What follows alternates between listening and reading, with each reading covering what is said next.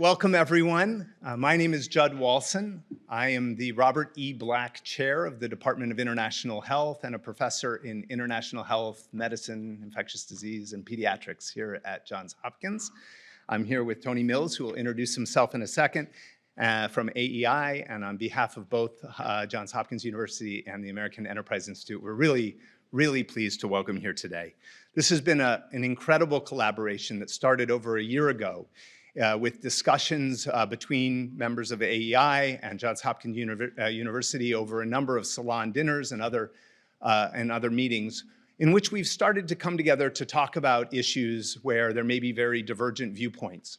And I have to say, coming into this, I wasn't sure how productive this would be, but it has been an unbelievable journey and really successful. I've learned a lot. I think it's been just an amazingly valuable addition to our community. And so today, the culmination of this year has been planning for this event, kind of the first broader public event of this, what we hope to be a longstanding collaborative series. So I'm gonna let Tony introduce himself and then we'll move on into the agenda. Thank you, Judd. And I just want to very briefly introduce myself. I'm Tony Mills. I'm a senior fellow at the American Enterprise Institute, and I'm also the director of our Center for Technology, Science, and Energy. And I just want to echo Judd in thanking everybody that helped make this possible. I'm really excited about today's event, and we're particularly grateful to have leadership from both of our institutions here. And so we'll look forward to hearing from them shortly. Thank you. So I'm going to go ahead and introduce our first speaker, President Ron Daniels. He's the 14th president of Johns Hopkins University, a position he's had held since 2009. At Johns Hopkins, he's strengthened interdisciplinary collaboration in research and in education. He's enhanced access for students, deepened engagement with the city of Baltimore, and supported economic and social innovation. A law and economics scholar, he's the co-author of 8 books and many scholarly articles on the intersections of law, economics, development, and public policy. He's also a proud member of our department. His most recent book, What Universities Owe Democracy, takes up the challenges facing democracy and argues for the indispensable role that universities play in sustaining democratic societies at critical moments in history. He previously served as provost at the University of Pennsylvania and dean and James M. Torrey Professor of Law at the University of Toronto. So please join me in welcoming President Daniels.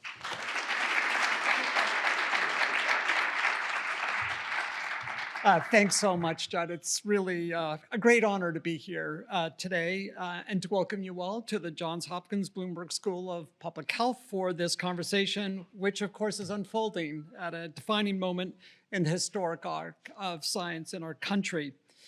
There's no denying, of course, that we're in a moment where trust and confidence in scientific expertise has diminished, and conversations around public health have become particularly polarized. Indeed, fault lines have opened over the very role of public health in expertise in society. And of course, the national experience with COVID and the questions posed by the book In COVID's Wake are at the heart of the nation's discourse on these issues. Did dissenting perspectives receive a fair hearing in the public health community during the pendency of the pandemic? Did decision makers adequately weigh the trade-offs of policy choices across competing values and social groups? Did public health experts strike the right balance in communicating uncertainty and the limits of what was knowable to the American public? And today, 5 years on from those frightening first weeks in March 2020, what, if any, lessons can we draw about how to best manage the next public health crisis in a pluralist democracy? Those in the audience here in Summer Hall and watching over the live stream from across the nation may well hold dramatically divergent views about how these questions may be answered. While we, of course, cannot definitively resolve these debates over the course of this afternoon, my view is that our research universities are among the places where these conversations must take place. The questions posed by the book, even if uncomfortable, even if disquieting, provocative, are questions that we must be willing to ask of ourselves. I'm truly delighted that Johns Hopkins and the American Enterprise Institute are hosting this conversation together here at our Bloomberg School of Public Health. In fact, this collaboration today is a continuing manifestation of a separate conversation that started more than 2 years ago, which I was privileged to be a part of. Then the AEI invited me and my co-author, Phil Spector, to join colleagues there for a discussion around a set of ideas that we had long been wrestling with about universities' role in democracy, and which we had spelled out in our joint project together. I then argued, and not surprisingly, continue to argue, that universities are, as Judd said a moment ago, indispensable to democracy. But I also acknowledged then and continued to acknowledge today that we're not without blemish. And there are ways in which we have lapsed in fully discharging our responsibilities to democracy.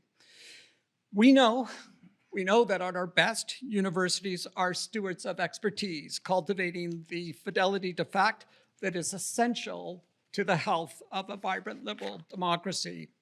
To fulfill this role, it is essential that we are places where our ideas are being tested by those whose perspectives, experiences, and thoughts are broadly different from one another. Indeed, universities are duty-bound to open themselves up to dissenting perspectives, and in particular to more thinkers and ideas from the conservative end of the intellectual spectrum. Out of that conversation at AEI and others in the ensuing months emerged a broader collaboration. For nearly 2 years, as Judd has indicated, Johns Hopkins faculty and AEI fellows have forged a series of initiatives together. One of those is a grant program through which interested scholars from Hopkins and AEI are partnering together on teaching or research endeavors and embedding themselves in the intellectual life of each other's institutions. It is worth underscoring, and a point of great pride for me, that more faculty from our Bloomberg School of Public Health have chosen to participate in that program than any other part of the university, launching projects with AEI colleagues on topics ranging from the wisdom of certain Medicaid work requirements to the design of clinical trials to opportunities to strengthen our nation's system of research funding. And that is just one part of the multifaceted endeavor that we're doing together.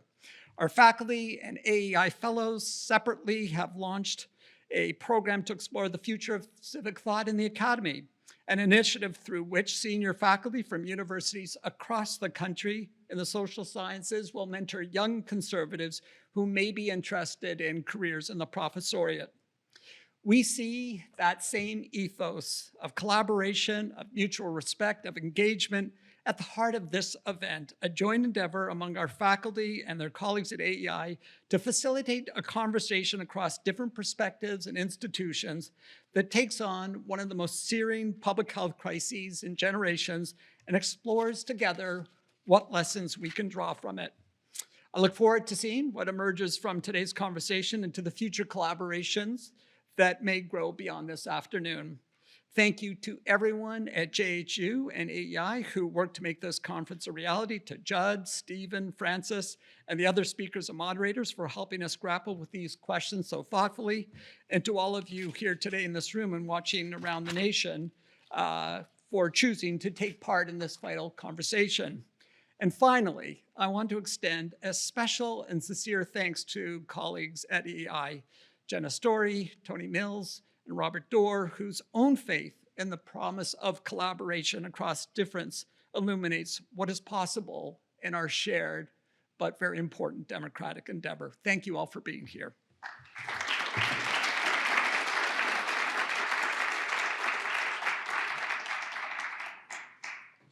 Thank you, President Daniels, for those remarks and for your partnership. It's now my honor to introduce my colleague, President of the American Enterprise Institute, Robert Dorr.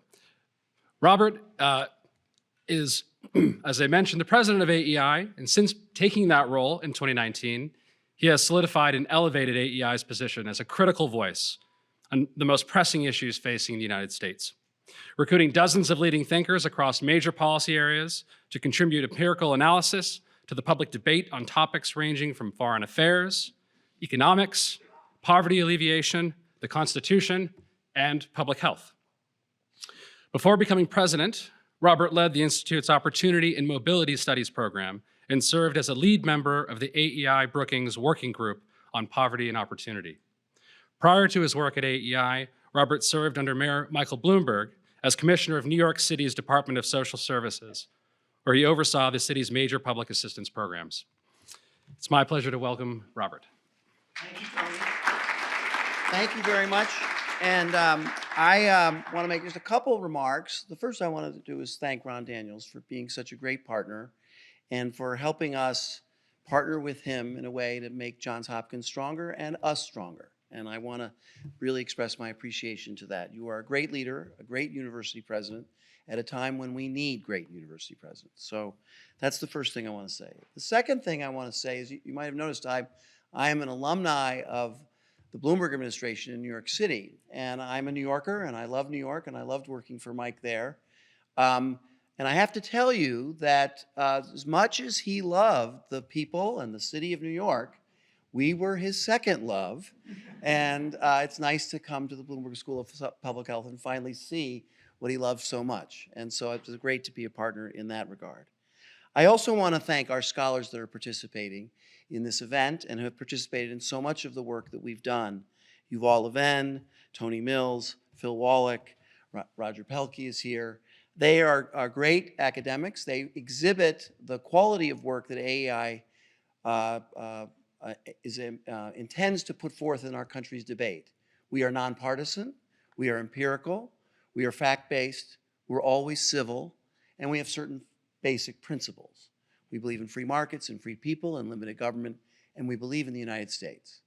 And so to the extent that these scholars have reached a position of reputation and strength that makes them welcome at universities across the country and at Johns Hopkins makes me very proud.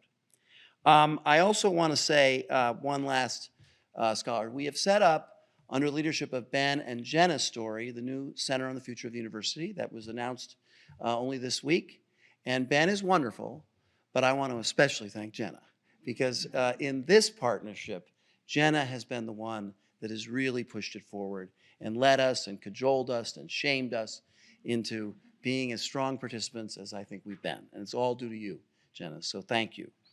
And then finally, I want to just say a word about the first topic in the discussion, Stephen Francis's book. It's a marvelous book. I really have enjoyed reading it and loved thinking about it and studying it. And I want to get this out right away before it comes out in the discussion. AEI and AEI scholars come into for a little criticism in the book. And it's good. It's healthy. It makes us stronger. We welcome it. And thank you, Stephen Francis, for doing it. Thank you very much.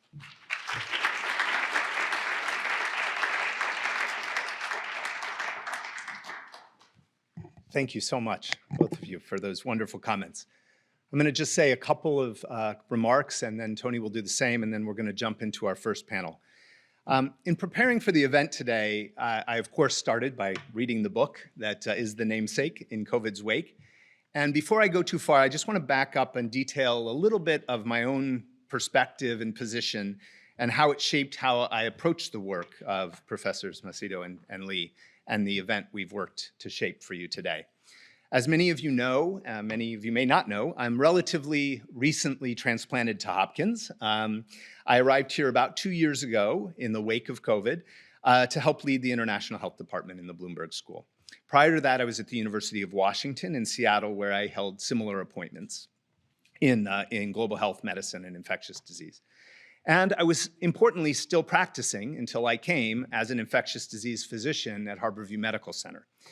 In late January of 2020, I was actually on the clinical service at Harborview Medical Center, and as many of you may remember, the first clinical case of COVID detected in the United States was just outside of Seattle in Snohomish County, Washington. At the time, we in the infectious disease world were deeply engaged in debate about the extent of the infection, what measures might be taken to protect our community and to protect ourselves, how to manage cases that were going to be coming into our facilities, et cetera. And over the next several months, I watched as my colleagues worked quickly to sift through gaps in knowledge and data that existed and to make local decisions regarding how we responded. I also watched colleagues, including those in state and city health departments, the CDC, the World Health Organization, tirelessly working to support a collective response to protect lives. I saw how that response manifested in many ways as both a glorious set of technical successes, with the introduction of vaccine in record time, new diagnostic tests, but also a tremendous global political and diplomatic failure, which resulted in tremendous inequities in access to testing and vaccines, and ultimately horrific inequities in outcomes. So as I came to the topic of the conversation today, I have to start by first saying that in reading in COVID's wake, it was very difficult for me. There's a lot in the book I disagreed with. There's a lot in the book that I struggled to get through. I particularly struggled with assertions regarding the public health community's failure to weigh societal costs and the constant sort of discussion about whether there was an absence of evidence of impact or evidence of absence of impact. However, I also found the book full of truths I had not considered thoroughly. There were arguments about the way we interpreted data, the way the public health community presented our conclusions and recommendations, and the great feelings of distrust that were born from the failed communication strategies and failed political leadership that came to define the pandemic response. And it's precisely the fact that the book made me uncomfortable, that I had profound disagreements with some of the arguments, that highlights the critical importance of the discussions we will have today. We in public health have embraced a profession grounded not in the desire to be right, but rather to do what's right. In particular, those of us who embrace the concept of the university as a key player in supporting democratic values and in modeling how we engage across differences to think critically for the betterment of all, must use our individual and our institutional roles to further difficult conversations precisely because they matter.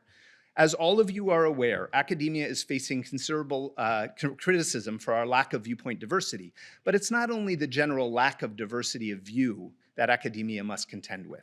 Academia has also made debate a very performative action that prioritizes being right as evidenced by confrontational exchange intended to demonstrate how persuasive one can be over the more important goal of collaborative decision-making and understanding.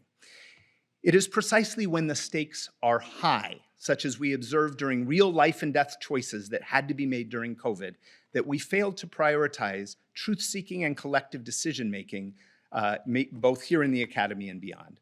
We must hold ourselves accountable, not to our own self-interest, but to the well-being of our populations that we serve. We've made it our mission to serve them, and we're here not as a luxury to debate who we think is right, but to listen to one another, to truly hear the truths that others have experienced and the perspectives that have emerged. I've really enjoyed working with Tony Mills and his colleagues at AEI for this event, but most importantly, I have learned a lot through those discussions, and I know today will be incredibly fruitful. So with that, I want to hand it over for Tony for a few additional comments.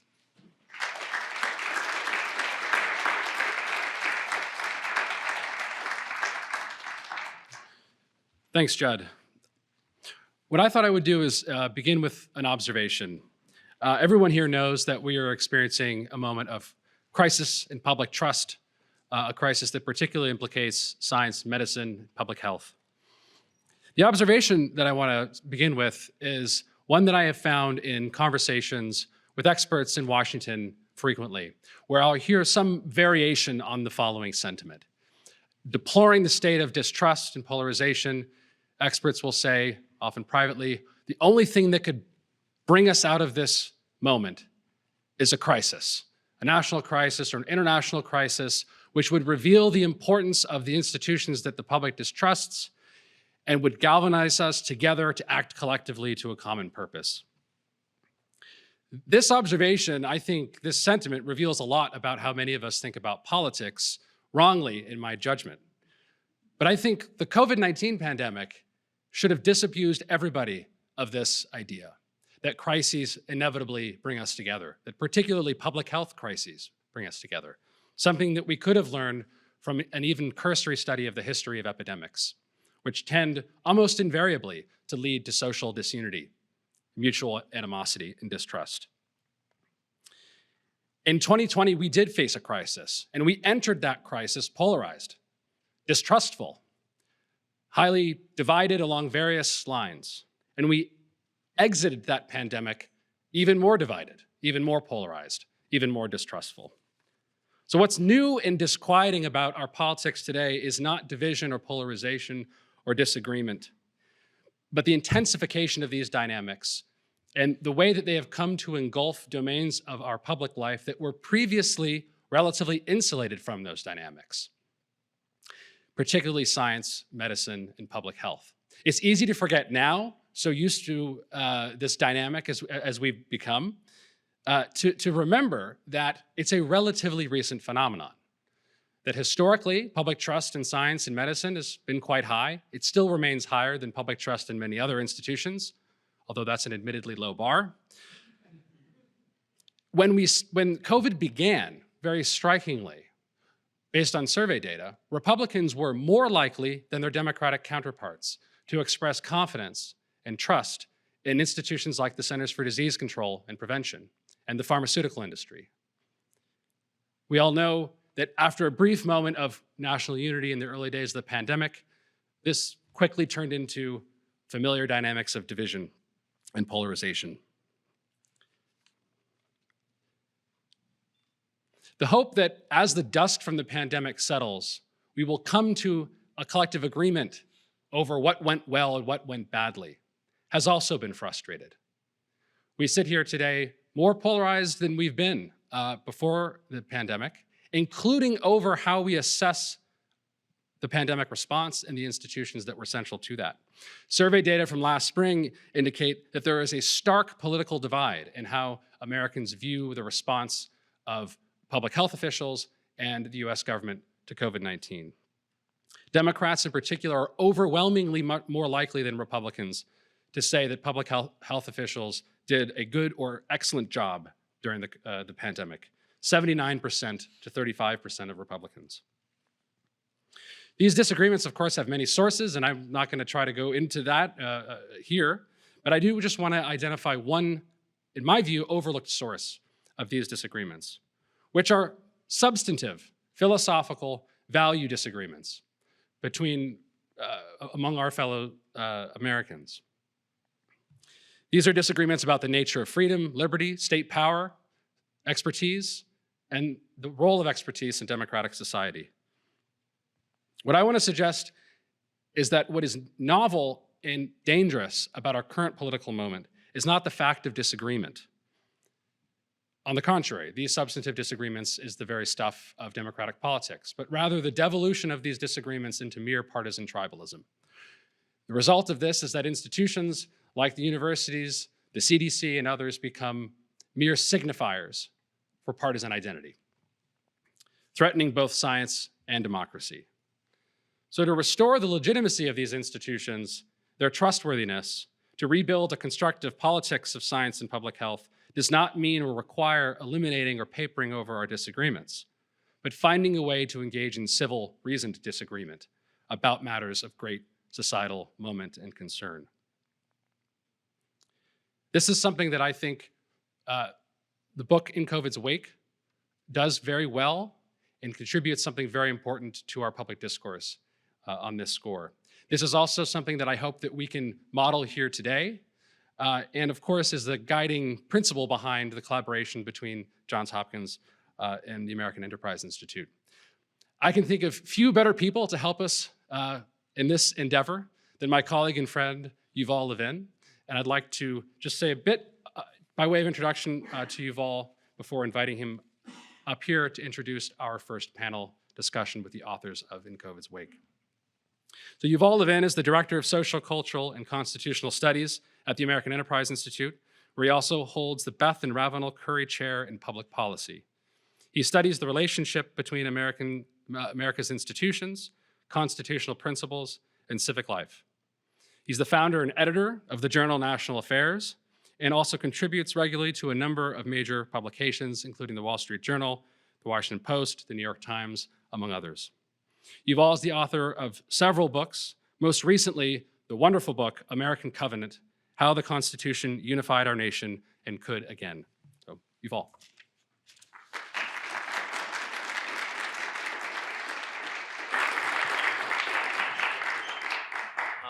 Thank you very much, Tony, and I'll invite the authors up too.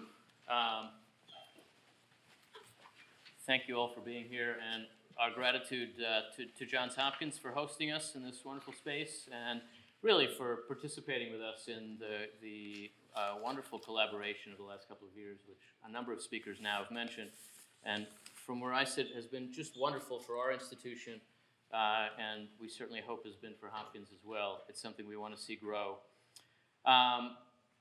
This is a great opportunity to learn together about an event that feels a bit like history, yet is something we all lived through, and in a weird way is something that I think we all struggle to understand and to make sense of our own experiences about.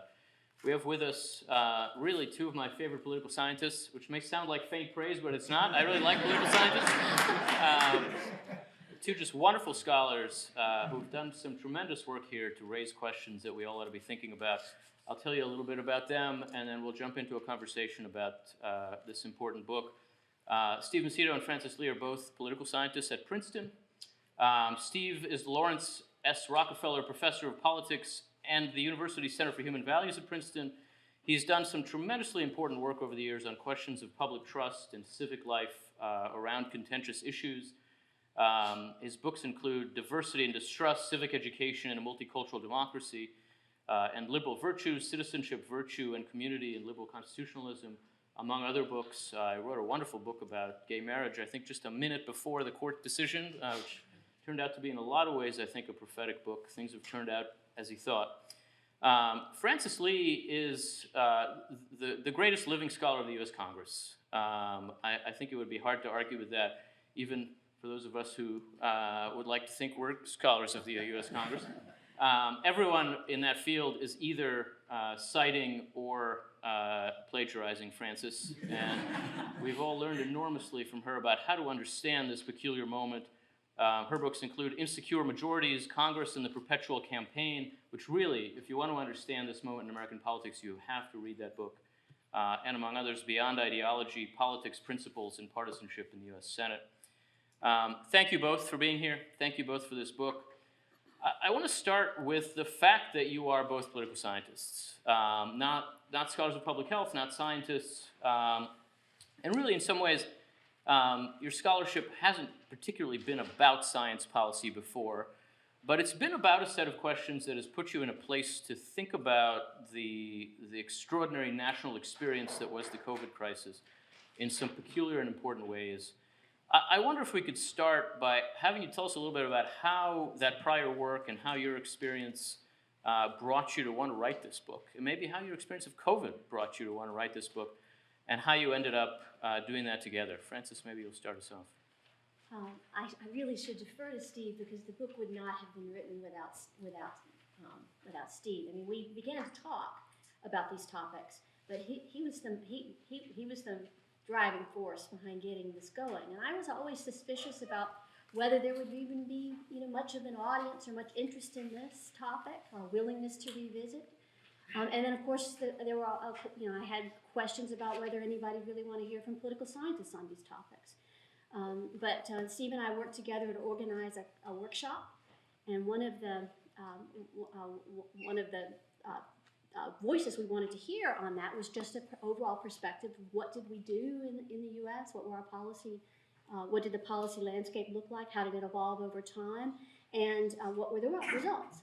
And we invited a scholar who was going to come and provide this overview. I knew he had some data that would help. He was a political scientist. And then he withdrew from the conference kind of late. And so now we didn't have anybody. And so Steve and I were talking about what are we going to do about this. And so I said, well, I can write that paper. And so that's how I kind of got drawn into it. But the whole idea of organizing the conference as well as the big picture starts with Steve. I should add, I think that person withdrew from the event because we invited Jay Bhattacharya. I think it was driven by other people. The person refused to, but I don't know that he named the name, but he said, having seen the other participants, I'm afraid I cannot participate. So I think we both really applaud this collaboration. It's music to our ears, so thank you to both the Johns Hopkins Bloomberg people and AEI for doing this. I mean, for me, I actually started out thinking I would write a broader book on several topics where it seemed to me that people on the progressive side of the spectrum were losing out by not paying enough attention to arguments coming from the other side. And it was going to be immigration, abortion, and COVID. As soon as I started working on COVID and so on, I realized there was more than enough there. So for me, the book really was a window onto our political dysfunction, the absence of constructive debate and discussion across these epistemic bubbles that we live in. And as soon as we started doing the research on the pre-COVID pandemic planning documents and other kinds of things, we just, couldn't believe what was there that was not being discussed during COVID, not to mention issues like the origins of the virus and various other matters that became so politicized, matters of public importance on which reasonable debate, that became prematurely moralized. The premature moralization of disagreement. So that was the origin of the book, and obviously, we recognized from the start that it was the biggest global crisis since World War II, the worst pandemic in a century, and a very political pandemic on which those in educated elite institutions were pushing a point of view that seemed to be worth questioning, and that was to a remarkable extent not being questioned adequately. So I think those were the origins. The event itself, its magnitude, but the sense that, wow, this really reflects the state of the country and the state of these truth-seeking institutions, which we, along with folks at JHU and AEI, think are crucial to democracy, but not in sufficiently good working order. I want to work through some of the findings you bring to bear in thinking through that, but let me start with a question that, having read the book, I think you might answer briefly, which is, what did we do right? What did we get right? What was best about the American COVID response? Well, we could say that we're not vaccine skeptics. We think Operation Warp Speed was a success. We developed the vaccines quickly. We find empirical evidence that Francis has developed in particular, but other people have found this as well, that once vaccines were available to people, widely available, the mortality rates in red states did diverge upward from those in democratic states, but not before. So we believe that the vaccines for the vulnerable, were game changers, and likewise perhaps some of the testing that was mentioned by Judd earlier. But we think the vaccines were a signal success. We do think there were other matters that were not so successful, including consideration of costs, willingness to debate, willingness to entertain the costs, and to look at the absence of evidence for many of the non-pharmaceutical interventions, which again had been emphasized in these pre-COVID pandemic plans. So the vaccines are a great success. The non-pharmaceutical measures implemented in advance of the vaccines, we believe we raise serious questions about, and we still think there's an absence of evidence to support their effectiveness at reducing mortality. I'll just say on a personal note, I was down in Mississippi, staying with my mother during the Christmas holidays, 2020 and into 2021, when the vaccine rollout started.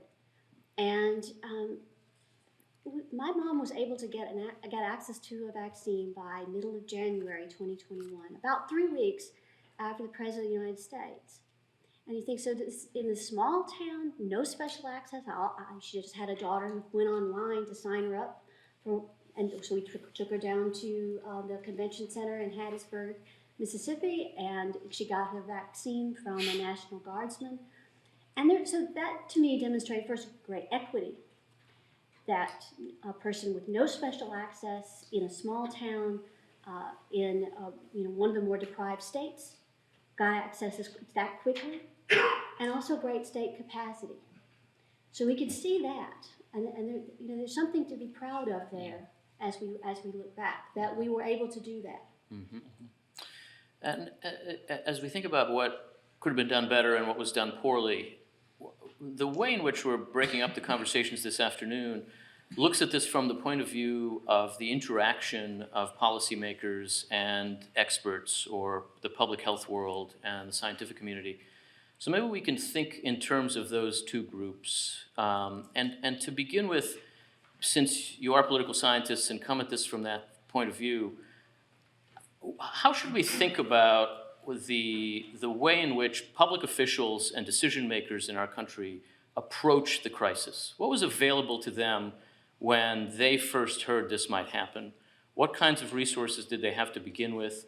How did they start to draw on those? Was the country prepared for a public health emergency? I mean, there was not a consensus about what to do at the outset. And so that was evident in the initial reactions of prominent public health officials to the Wuhan lockdown. When CNN asked Tony Fauci to comment on that lockdown, his reaction was that, well, we've done this sort of thing in the past. We don't know if this will work. Real skepticism. I mean, he says, in fact, the language he uses, shutdowns like this don't have much of an effect. And as the book goes through, in March of 2020, there was a lot of debate among public health officials as to what to do. So you had former CDC director Tom Frieden objecting to the closure of schools, saying that we might close them and not receive any health benefit from having closed them. That was a comment that he made.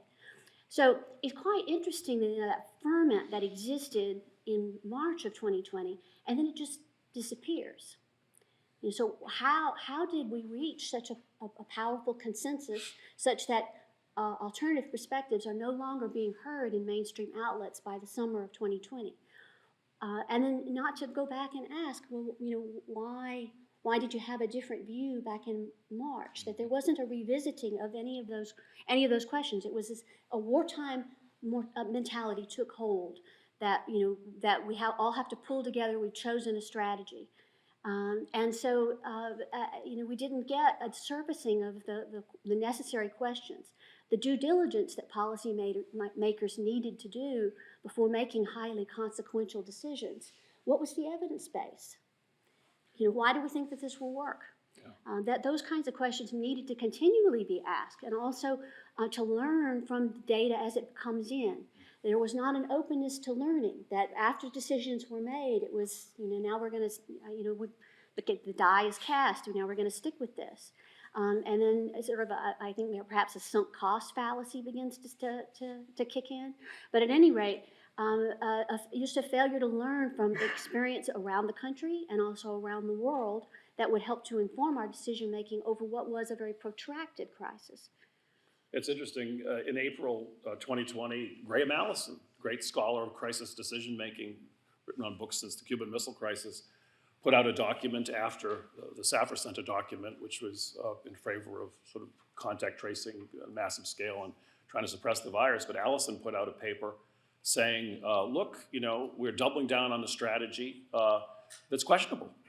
We need to question our assumptions. We need a team B. We need devil's advocates. We need to open the conversation to a much wider range of experts. It's too narrow a group that are involved at the moment. And we need to consider the costs of these strategies. I mean, it was a very prescient document that he put out. And so far as we can tell, no one paid the slightest attention to it. And where did that disposition come from? I mean, I'll put it this way. How would you compare the first few months of response to the plans and documents that the federal government had for how to respond to a pandemic? Yeah, well, as Francis was indicating, going back to 2005, 2006, when famously George W. Bush read John Barry's Great Influenza, but apparently this was in the air and that wasn't the only causal factor. Maybe it was you that told us that. I'll just tell you, it was mostly the causal factor. I was the most junior domestic policy staffer on Bush's team at that time. He came back from vacation. And he read this book, and everybody looked at me like he's the guy who can't give this to somebody else, and I ended up with the book. And the idea was really, what his question was, what kinds of decisions am I going to have to make if something like this happens? Yeah. And I would say that was the organizing principle for the work that we started at that point. And there were documents produced, and the Obama team produced more of them. Yeah. They didn't look like what was happening in the first few months of pandemic response. Whether those would have worked, I don't know. They probably wouldn't have. But where did the actual response come from, if not from those existing plans?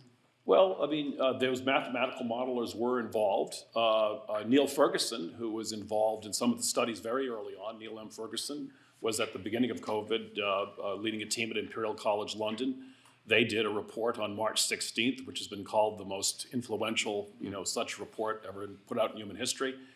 He predicted that without the layering of a whole series of these non-pharmaceutical interventions, it was really a sort of a worst-case scenario, but it was highlighted and headlined as the finding of the document, and indeed the rhetoric of the report kind of suggests this, that we would have 2.2 million dead Americans by August, and 500,000 in the UK. And that was the day the Trump administration had seen a draft March 16th was the day that the report itself was published, and they had a news conference that day, holding up a document with Anthony Fauci and Deborah Birx there, and at the bottom it said, in places of community transmission, bars should close, schools, other places of public gathering should close. So that document was definitely one of the factors, I think, that led to the turning on a dime that we describe in the book. The World Health Organization sent a team to China for a week. They spent a week there. Half of the team were Chinese, half of the team were from all over the rest of the world. There were only 2 Americans on the trip. They were apparently ushered around by the Chinese officials and declared after the week there, the Chinese have beaten the virus. Every country in the world should pursue this strategy. This strategy can work everywhere, was the unequivocal finding of that document. And then, of course, the head of the World Organization, the director, said that the death rate, kind of vague term, from COVID was 3.4%. That was a little bit before then as well. So panic was in the air and developing, and there was a strong sense that the Chinese had done this. And just the other factor I'll mention is that Italy was the first country to impose a national lockdown. So that showed in a way that the citizens of a Western democracy were prepared to go along with this and even to embrace it. That was a kind of, had this kind of demonstration effect, and then I think there was a kind of herd effect coming from. Let me just go on that point, Francis. Steve says the citizens of a Western democracy were prepared, and I think it's an important dynamic that has to be put alongside some of the story you tell. We have a sense in retrospect that this was imposed by the public health world or by political elites, and the public had to put up with it, tried to resist it. But in those early months, what was the public pressuring decision makers to do? Would it have even been possible to open schools in April in the United States, as some European countries did? It seems like the public was on the other side of that in a big way in those early months. The initial closures were hugely popular. Across party lines, 87% approval. So I mean, it was meeting a public demand to do something. Now, the public also doesn't have very much information, and so they're encountering this. It's the unknown.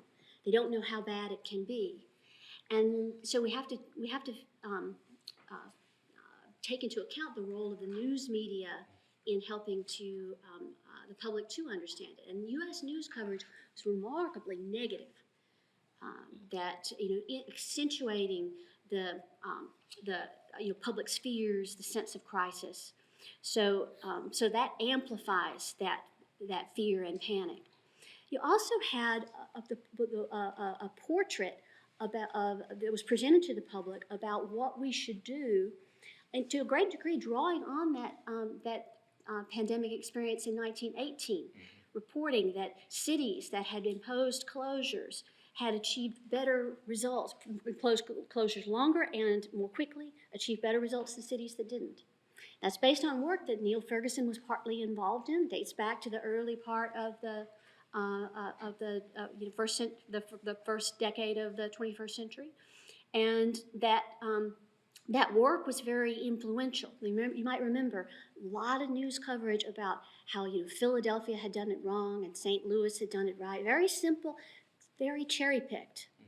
This all had been vetted by an Institute of Medicine commission in 2006 that had gone back and looked at the 1918 results and had concluded that the effect was very weak, couldn't make any recommendations that these measures could be applied across the board in some future pandemic, did decline to endorse that approach. But you didn't get any of that portrait of that disagreement from that earlier era, the pre-COVID pandemic planning. It was a contentious field. There were differing perspectives. Steve and I had our portrait taken in front of the lovely oil painting of D.A. Henderson in the hallway. Henderson, longtime dean here, was a skeptic of these non-pharmaceutical measures, recommended explicitly against large-scale quarantine, wrote about that in response to the debates of 2005, 2006. And so that was all present, and that did not appear in news coverage about the policy choices in 2020. It became framed as the economy versus lives. And so it became understood through that kind of dichotomy, very oversimplified. as if a sufficient amount of trade-offs to the economy would buy us more lives saved. It's never that simple. Steve, one of the things that stands out to me about your narrative is we think about the COVID challenge as a challenge of crisis response, and in a sense that's right, but what you describe is the challenge of learning on the go over a fairly extended period. This was a 2-year or so period where it's not crisis response like a natural disaster or a terrorist attack, and you have to figure out right now, what are we going to do? It's actually a process by which decisions are made, they have consequences. You try to learn from those consequences. Sometimes you have to change course. Changing course is especially hard in these kinds of circumstances. What's the prospect for our system being able to learn on the fly under intense pressure in that way? What are we missing to be able to do that better, as separate from crisis response per se?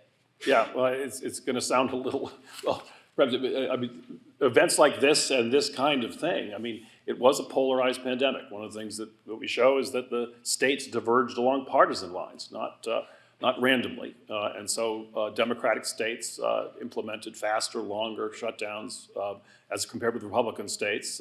Republicans had their schools open in the fall of 2020, and Democratic states in many cases stayed closed much longer. Europeans, many schools, not all, but many schools in Western Europe reopened in April and May. Another book that we recommend, by the way, by David Zweig, called An Abundance of Caution, the book on the schools. He adds some important evidence, and we think very highly of that book. Again, he points out, as Francis said, that journalists did not cover the fact that European schools were reopened. And indeed, the European education ministers had a meeting in May 2020 and said, look, our schools have been open. They weren't instituting specialized filtration devices and so on. And schools are not spreading the disease. So there was an absence of coverage of that. And Zweig points out that American news coverage tended to be much more negative as compared with European press coverage. He has some evidence to that effect. So I do think learning requires openness to dissent, the fundamental values of science and liberalism that we just failed to take sufficiently seriously, that a minority point of view shouldn't be suppressed because it's a minority point of view. And it's very strange. We see the book in a way as a first take on this, and I don't think we fully understand exactly, I'm sure we don't, exactly what happened. Michael Osterholm was one of the ones who in March, eminent scholar at the University of Minnesota, said, with all the closures, lockdowns going on, people are following each other off the edge of a cliff because they're not thinking. He pointed out that focused protection on the vulnerable was an alternative strategy that might make far more sense, and he kind of advocated to let most people get back closer to normal, not completely normal, but focused protecting on the vulnerable. And he was quite eloquent about that. For some reason, that messaging on his part seemed to stop. He was asked about our book, actually, by an Atlantic Monthly reviewer, and partly asked in light of the Great Barrington Declaration that came out in October, advocating something like those March dissenters, focused protection on the vulnerable. I mean, his take on that was, well, we were so close to having the vaccine in October that this was the wrong time to dial the clock back. But schools remained closed, in many places right through 2021 in the spring, and there were still closures going on in the fall of 2021. So why wasn't there more, articulate, vocal, pointing out of these things after, I think one thing many people worried, 2020 was an election year, Donald Trump was on the ballot. I think some of the messaging going on was not wanting to concede anything to Trump. I think that had to be true. On the other hand, when he lost the election, it's not like all of a sudden the discussion opened up, rather surprisingly. So I don't think we fully understand it, but I think we both believe that the polarization, the affective polarization that so troubles so many social scientists and others who observe our politics filters out into the knowledge-seeking, truth-seeking departments of liberal democracy as well. And I think we need to weigh very carefully and be very self-critical about the extent to which our own thinking tends to be shaped by these wider cultural and political forces to, I think, a much greater degree than people are willing to allow. greater viewpoint diversity in faculty hiring should be something that we're explicit about and that we take seriously and as an explicit factor in faculty hiring, because I think otherwise, in many cases, it just won't be self-consciously focused on. But I do think that the knowledge pursuing institutions in our society, journalism, universities, science journalism, have a heavily blue inflection. The diploma divide scholarship that we've seen, there's an overwhelming association between these knowledge-seeking institutions and partisanship in the Democratic Party, and I think that's just something we need to be much more self-conscious about, so that we can do our jobs as well as we should be. I mean, I think these kinds of discussions have to happen in these settings. That you can't expect policymakers, after they make highly consequential decisions, disrupting people's lives in a fundamental way, their livelihoods. I mean, you had unemployment go up to 14%, at the highest it had ever been in the post-World War II era. So the consequences are immense. To ask them to then revisit, did I make the right decision? They're never going to be capable of doing that. But we were responding to something we didn't really understand. That it took a long time to acknowledge airborne transmission, that our COVID response was premised on droplet-based transmission disease. So that's the 6-foot distancing. The 6-foot distancing, as you look back, there was no data on which that was based. And that was the most consequential, most expensive, most costly intervention because of the effects that it had on capacity of all institutions that adhered to it. And it was the single biggest obstacle to reopening schools. And yet there was no data underneath it. We plastered the stickers everywhere, all across the country, 6-foot distancing, and that question has to be asked later in settings like this. It's never going to be fully confronted by the officials who made those decisions. So it's really incumbent upon us in settings like this. I mean, we aren't experts in infectious disease, but in thinking about basic questions of political accountability, that's got to happen more in society than to expect government officials to engage in this kind of self-reflection. So, in a sense, you're letting policymakers, even citizens, off the hook a little bit there. I mean, can it be that 5 years after the experience we had, there hasn't been any meaningful reform of the public health infrastructure at the national level that serves federal decision makers? Does Congress have a role here? Should we have seen some reforms of the CDC or rethinking what public health needs to look like as an element of federal policymaking? It seems like essentially nothing like that has happened. What role do policymakers have here? I mean, there have been very few discussions like the one that's being hosted here today. I mean, anything that might even approximate a revisiting for fundamental questions about the response, what was done right, what was done wrong. There's just very little of that. And then where Congress attempted to do it on the select subcommittee on the coronavirus pandemic, highly partisan, almost impossible to get any kind of bipartisanship in that conversation. The only issue on which they were able to reach any bipartisan agreement is on the importance of disclosure around federally funded research, questions about the potential for the pandemic to have been started by a lab leak. It's not an agreement that that's how it started, but that certainly that disclosure needs to happen. There was agreement on that. But aside from that, you couldn't detect in that oversight committee, the processes, the hearings that they held, and the report that they produced, any bipartisan agreement. So it has to be forged. Yeah, no, I'll just add to that. We're outsiders with respect to public health. We are interested in hearing from people here about public health itself. We have some quotations from Francis Collins in the book about public health mindset, focusing on the unlimitation of disease. We've heard from various people and talking to people about the book and so on that the very hierarchical funding structures within scientific and public health research may play a role in dampening disagreement, willingness to dissent, and so on. We've had conversations with scientists at various universities, for example, who believed that the whole truth is not being told about the origins of the virus by people who took a very early role in kind of shaping the conversation from natural origin to no, it couldn't have come from the lab.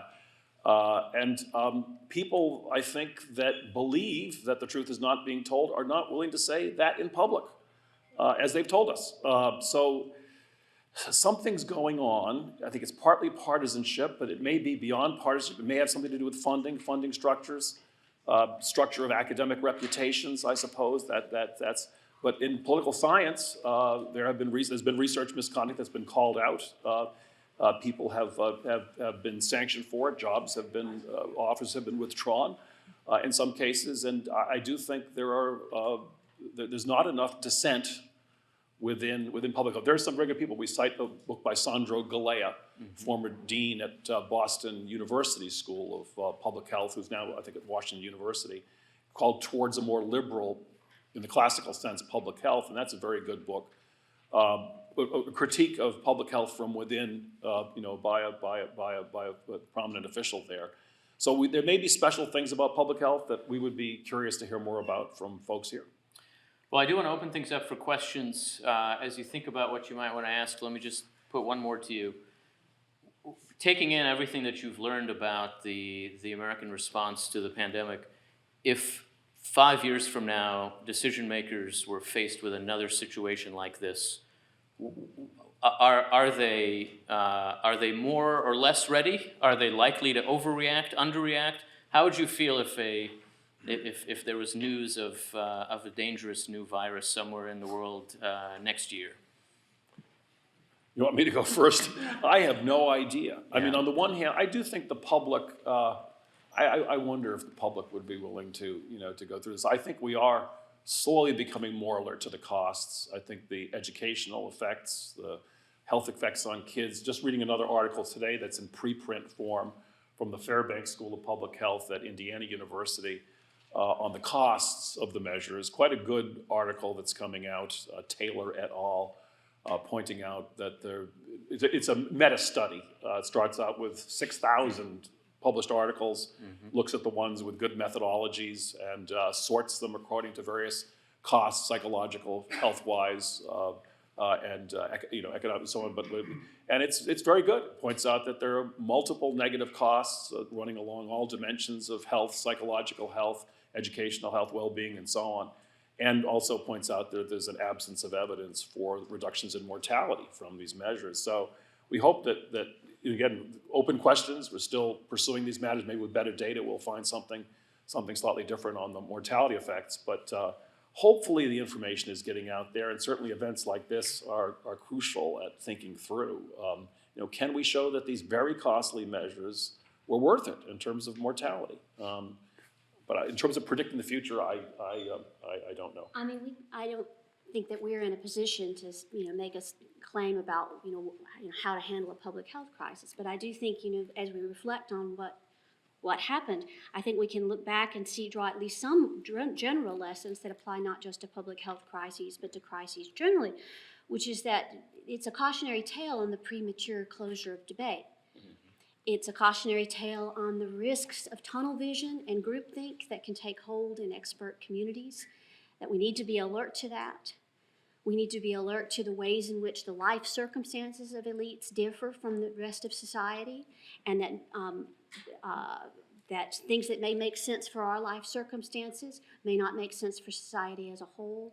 That that there are general lessons we can draw about from this experience that don't go to the question of how to handle a pandemic along the lines of what we experienced. That in that case, of course, it depends on the nature of the pathogen, the threat that's posed, the populations. I mean, there's a lot of questions that would need to be asked and engaged with. I mean, the big question with regard to the COVID pandemic is, was it containable? And was the whole strategy sort of misguided from the start? Did it have characteristics that would make it containable or not? This was not. And was that knowable at the time, right? I mean, the problem for policymakers is always that they face the future. Right. There were questions. Yeah. I mean, that's why you needed to be learning all along, and why you can't close off debate and discussion and fundamental questions like is the whole strategy going to fail? Let's take questions in the room if we can. Let's start with Robert. I think there's a microphone coming to you. I want you to just elaborate a little more, because in the book, there's a lot of discussion of the disproportionate effect of the shutdowns on people by class or by education level. You say often the laptop society could live in this world, but workers and essential workers and people with no more than a high school education really can't.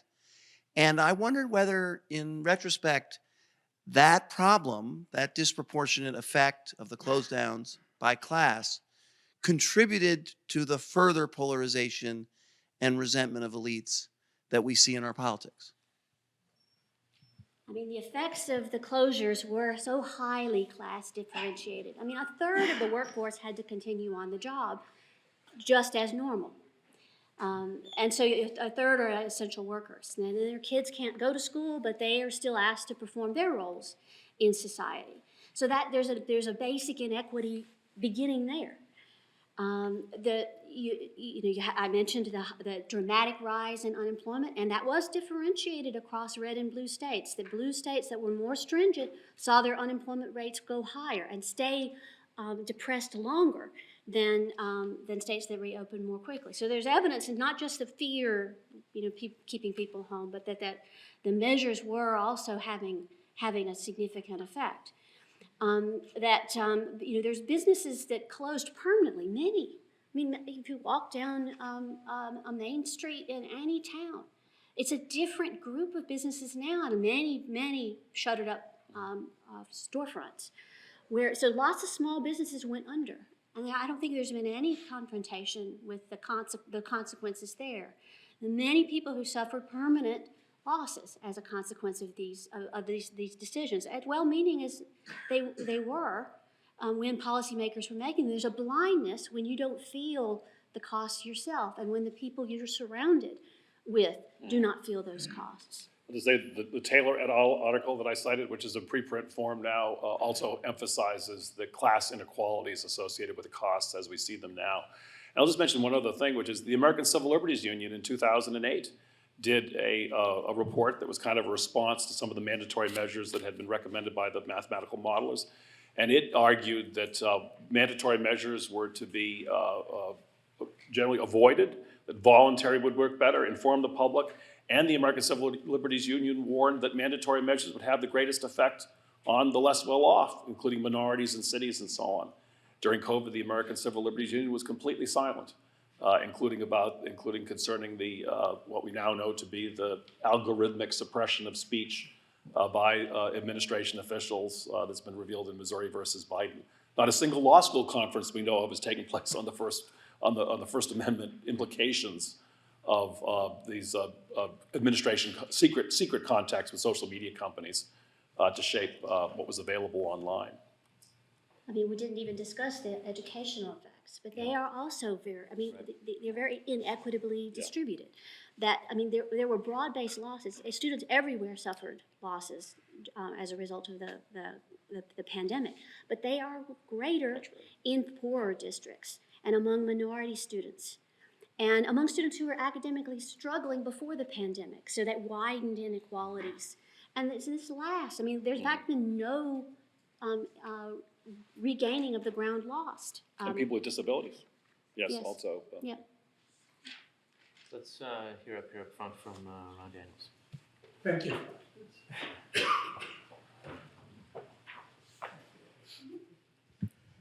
So I take the criticism that you've leveled against institutions like universities in terms of their succumbing to the moment, the sense of tunnel vision within disciplines, but even the issue of the extent to which other perspectives, disciplines, values were able to be supported, be part of the conversation.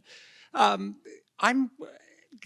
that you're two political scientists, putting aside that critique of what we did and how we did it during the pandemic, I am interested in the reform agenda for public decision makers. And in particular, if we take that same concern that there weren't enough countervailing views around the science, the public health analysis of the pandemic. But furthermore, there weren't enough experts with other perspectives who were brought into the story. What are the credible commitments we can make at an institutional level to devising arrangements that will discipline that tendency next time? But again, at the level of the public decision makers whose decisions are ultimately guiding the response to a crisis of this character. I mean, the decision, the responsibility for the decision rested on elected officials. I mean, that it was their role to take input from various sources. You can't expect infectious disease scholars or epidemiologists to give you a perspective on how this would affect the educational system, or what the implications would be for people who lose their jobs to unemployment. What are the effects on that? It's much broader than any single discipline. I mean, the decisions were made that affected the whole of society during the pandemic. There's no discipline that gives you traction on the breadth of the decisions that were being made, the consequences. I mean, I think it's very important that we lay this at the feet of policymakers and let them know that it was their responsibility, and that this idea of following the science was an impossibility. Yeah. Particularly given that the science was so unsettled, even just the science around how to handle a pandemic was so unsettled at the start of the pandemic. That wasn't sufficiently acknowledged. But even if we knew what the science would say, it still has to be weighed against other goods in society that we have to be able to take into account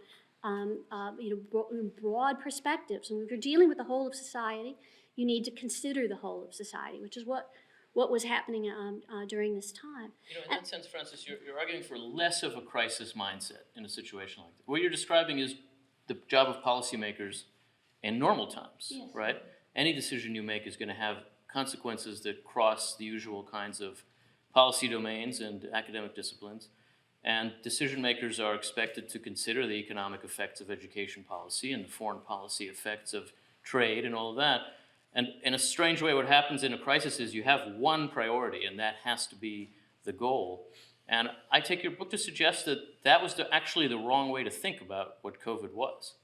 I mean, you're making decisions that have much broader effects than just on the one outcome that you were concerned with. Right. You have to take those into account. It's irresponsible as a policymaker to only focus on one outcome, the thing that you hoped to achieve.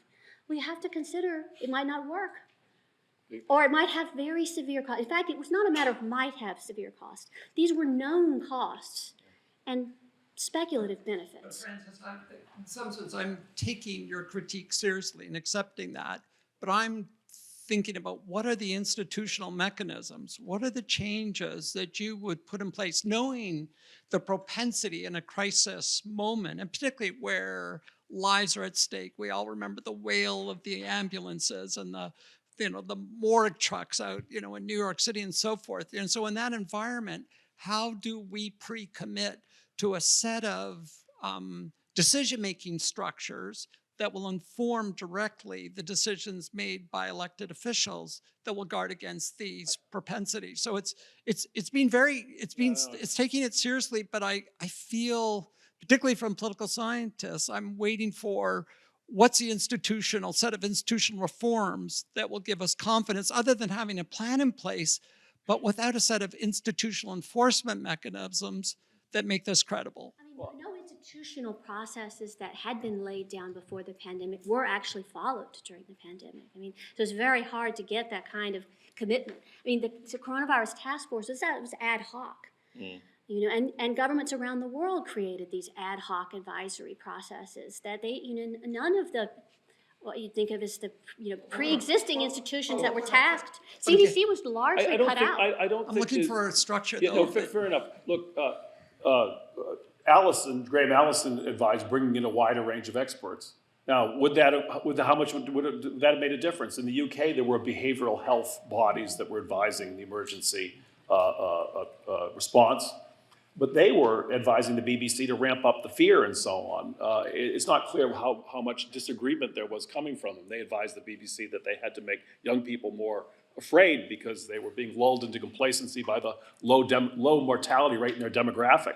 So they started highlighting rare cases of young people who had got seriously ill, as some other people did too. Sweden did a better job, but Sweden had a very powerful and public health establishment. And there it seems to have been partly the individuals involved. They had overreacted to a previous pandemic. But on the other hand, we quote, Johan Giesecke and so on, who was a close advisor, and said, "I'm willing to bear greater, risk for the sake of my grandchildren."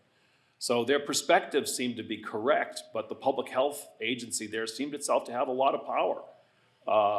It wasn't a diversified group. The prime minister wound up trusting them, and the public seems to have trusted them. But that was a public health agency apparently with a lot of autonomy and a lot of power unto itself. Robert, what's his name, the sociologist in the UK we've been talking to, was on the 2011 pandemic planning document. Dingwall. Again, Robert Dingwall, yes, emphasized that they made sure there were not a majority of epidemiologists and others on the panel, but a much wider range of experts forming the guidelines that were in place, but then they ignored the guidelines. He says they had the right guidelines in place, but then the British authorities ignored them. Like one of the things that we highlight in our chapter on the turn on a dime is that the World Health Organization had done a systematic review in 2019 to examine all the different non-pharmaceutical interventions that had been proposed for use during a pandemic, and had gone through each of them one by one and looked at the evidence base. They recommended not to try or to use contact tracing or border closure or quarantine of exposed individuals. Under any circumstances. Under any circumstances in the context of a respiratory pandemic. That's November 2019. That's in the executive summary. It's on page 3. It's on page 3, yes. And it seemed to then you had those measures imposed all around the world. And that was a new document, November 2019. The idea that large-scale quarantine would be the go-to approach, stay-at-home orders applying to whole states, never contemplated in U.S. pandemic plans. It's very hard to stick to a plan in the context of the kind of crisis that policymakers were facing and the fear. So it asks a lot to commit us to a set of processes that can guarantee a more deliberative process. I mean, we have deliberative institutions, and here we are. Yeah. I'm going to ask that we maybe just do two. Let's take 2 more questions and then we'll wrap From the middle up. to the back of the room, and Absolutely. Then Why don't we take a question here, and then we'll wrap up. Go ahead, please. Yeah, thanks. Perhaps thinking about the future and the lessons learned going forward, I think that besides the limitations that we could attribute to the decision-making process, is to really focus on the capacity and the capability that existed to implement whatever plan was put forward. And certainly in different countries, in the US, at the federal and the state level, and in other countries, that capacity, in spite of having all the plans, didn't exist. And that shows a fundamental fallacy of not investing in basic public health capacities, basic epidemiological intelligence, surveillance systems that will be able to respond in a proper manner to the need to conduct testing and contact tracing, for example. In the same way, we cannot forget that vaccines, the great triumph of Operation Warp Speed, is the result of 20 years of research. So what are the lessons there in terms of the value of public goods in order to be able to prepare? But that requires a systematic and conscious and sustainable effort. Thanks. So the local health officials are using fax machines to contact the CDC at the beginning of the COVID pandemic. So there are certainly certain kinds of infrastructure that deserve more investment. Whether more investment in contact tracing would have helped is rather unclear. I was struck by the failure to do large-scale serological testing, random serological testing early on to find out how far it had spread in the U.S. That should have been first, first priority, That could and have been done. it was not. Was not. Find out how many people in the population was exposed to the virus and not gotten sick. Yeah, that was in addition to the problems of rolling out a test, but then then that second very important question wasn't really pursued with the seriousness that it should have been. On the other hand, the vaccine rollout was amazing. I mean, that you go from a vaccine being first developed and then trialed, and then to the whole population in well under a year. So that was quite extraordinary. It began to be made available to the whole population. Of course, it would take, by April of 2021, any adult could had access to to making an appointment to get a COVID vaccine. So that just a little over a year, everybody had access. Yeah. Let's take a final question right here, and then we'll wrap up.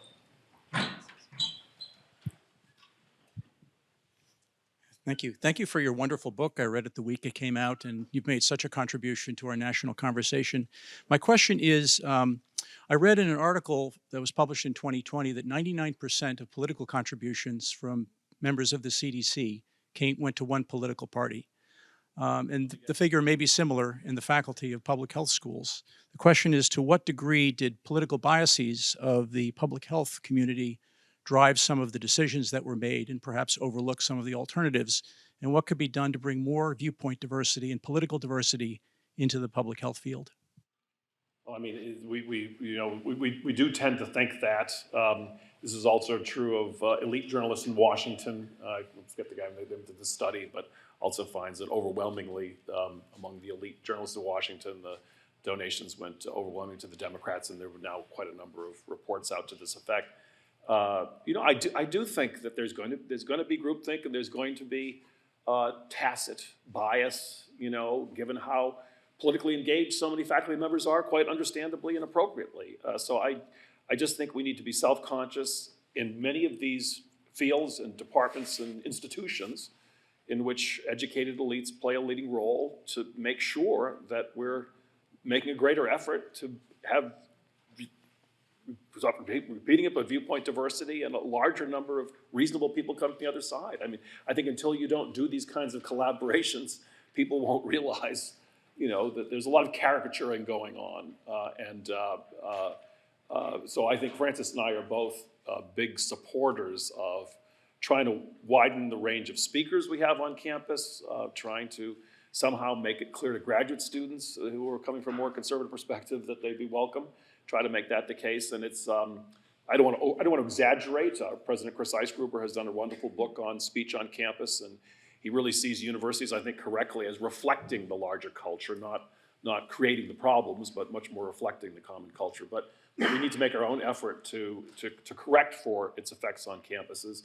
And I just think a big part of that is efforts like the Civic Thought Initiative that's going on at AEI through civic education programs in part and other ways to make universities a bit more, not mirror the country, but make sure that we're not leaving out large segments of the public, because if we do that, we're leaving out large segments of public concern that we'll just ignore or be unaware of. I was going to say, one of the most striking features of the pandemic response over time in the U.S. is how partisan it became. Initially, almost all states followed the recommendations of the coronavirus task force on the 15 days to slow the spread, recommending broad-based closures. Almost every governor proceeded to close the economy, close schools in March of 2020. It's over the course of the summer of 2020 that you begin to see divergent paths taken in terms of the speed of reopening and the breadth of reopening and whether schools would reopen in the fall. And that just broke down consistently on party lines. So we were tracking the stringency of the COVID response over time in the U.S. Red states are always different than blue states. It sorts right along the lines of, your partisanship. The blue states were always distinct, and so it's in some ways it's mysterious, like how you can go from a response that was not differentiated along party lines to one that was consistently differentiated and highly differentiated by the end of the year. And so how did that, the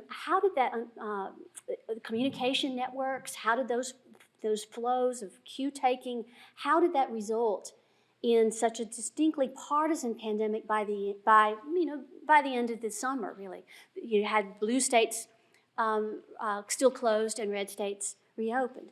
How did that happen? And how does that affect the way we in academic institutions interpret it? As you point to, the data on partisan alignment in elite institutions, in highly educated institutions, it's not anywhere close to being balanced. And so you had a very intense buy-in to a particular view of the pandemic among elite institutions. Elite in society, not just universities, but the big corporations also, that bought into a particular outlook on the pandemic that was very partial, and in point of fact highly partisan, at least in a descriptive sense. That I can't tell you exactly why it is that Democrats were so supportive of measures that were disproportionately harmful to less well-off people, as they pervasively were. I can't map the connections. Yet, sociologically, that is how it played out. And it's one of the most interesting features of this historical episode, and I think something we need to understand as a vantage point on our own role as expert institutions in society going forward. Steve Macedo, Francis Lee, thank you very much for starting your time. Thank you so much, and Yuval, thank you for just brilliant moderation. That was fantastic. Thank you all. So we're going to take a brief break. If you want to walk just 2 doors down the hall or 3 doors down the hall on the left, Finestone Hall, there's a little coffee reception thing, but we're going to keep it really short. So we're going to come back in here at 3:40 on time, and we're going to jump into our next panel. So thank you very much. All right, we're going to go ahead and get started. Thank you, everyone. It's my pleasure to introduce our first panel today on the science policy interface, which will be moderated by Lisa Marginelli. And I just wanted to say a few words by way of introduction, and Lisa will then introduce the panelists. Lisa is editor-in-chief of Issues in Science and Technology, a science policy magazine that is a partnership between the National Academy of Sciences and Arizona State University. It's also one of my favorite publications. An accomplished journalist and essayist, Lisa has written on science, energy, and society for The Atlantic, Wired, Slate, and the New York Times, among others. She's the author of Oil on the Brain, Petroleum's Long, Strange Trip to Your Tank, and Underbug, an obsessive tale of termites and technology. Earlier in her career, Lisa served as editor-in-chief of Zocalo Public Square, an ASU magazine, and additionally led an energy policy initiative at the New America Foundation. Lisa.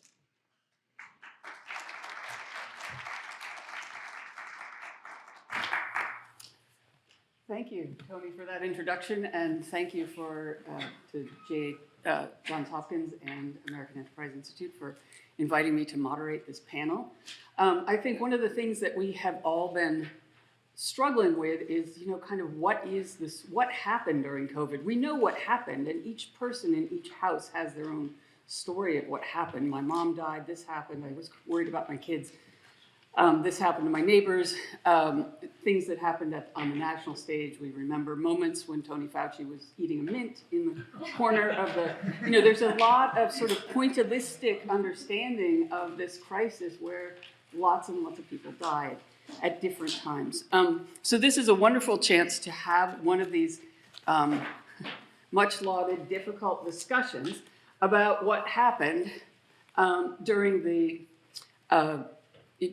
this COVID time. And in particular, we're going to talk with people from the public health arena. The goal of this our conversation is to discuss COVID as kind of an inflection point in science advising, and figure out what we can glean from lessons from that, and also to think about what it needs to be in place before the next pandemic, and whether we've done it or why we haven't done it. So with no further ado, I'd like to introduce the panelists who bring a wide range of expertise. John Hellerstedt. Dr. John Hellerstedt is the former commissioner of the Texas Department of State Health Services, where he led the state's public health operations from 2016 through 2023, including the time of COVID, but also Zika virus. He is a pediatrician by training, and he served in a number of roles across Texas healthcare. John, come on up. And maybe I should invite all of you up, and then we can have a round of applause for everyone. So, We're cash. come on up. Next to John is Dr. Nancy Cass, who is the Phoebe R. Berman Professor of Bioethics and Public Health at Johns Hopkins University, where she serves as Deputy Director for Public Health at the Berman Institute of Bioethics and a Professor of Health Policy and Management at the Bloomberg School of Public Health. Her work focuses on the ethics of public health and biomedical research, including informed consent and public health preparedness. The next person on the panel is Roger Pilkey Jr. Dr. Roger Pilkey Jr. is a senior fellow at the American Enterprise Institute, where he researches science and technology policy, the politicization of science, and the role of science in policymaking. He's also professor emeritus at the University of Colorado Boulder. He's also the author of a very widely cited book on the role of the science policy advisor called The Honest Broker. And finally, Dr. Emily Ricotta is an assistant professor at the Department of Preventative Medicine and Biostatistics at Uniformed Services University of the Health Sciences. Her research integrates data science and biostatistics, headed towards epidemiology. She led the epidemiology and data management unit in the Division of Intramural Studies at the National Institute of Allergy and Infectious Diseases, and directed a number of clinical studies, including the PERSIST study examining the immune responses to COVID-19 vaccines in people with immune disorders. Okay, so we have this amazing panel. I think the first thing to talk about, we've just heard about what public health looked at like from the outside, essentially. And I wonder what it looked like, what science advising looked like from the inside during the pandemic. And kind of what lessons you carry away from that. So the first question I have is, John, you said something interesting about public health advisors.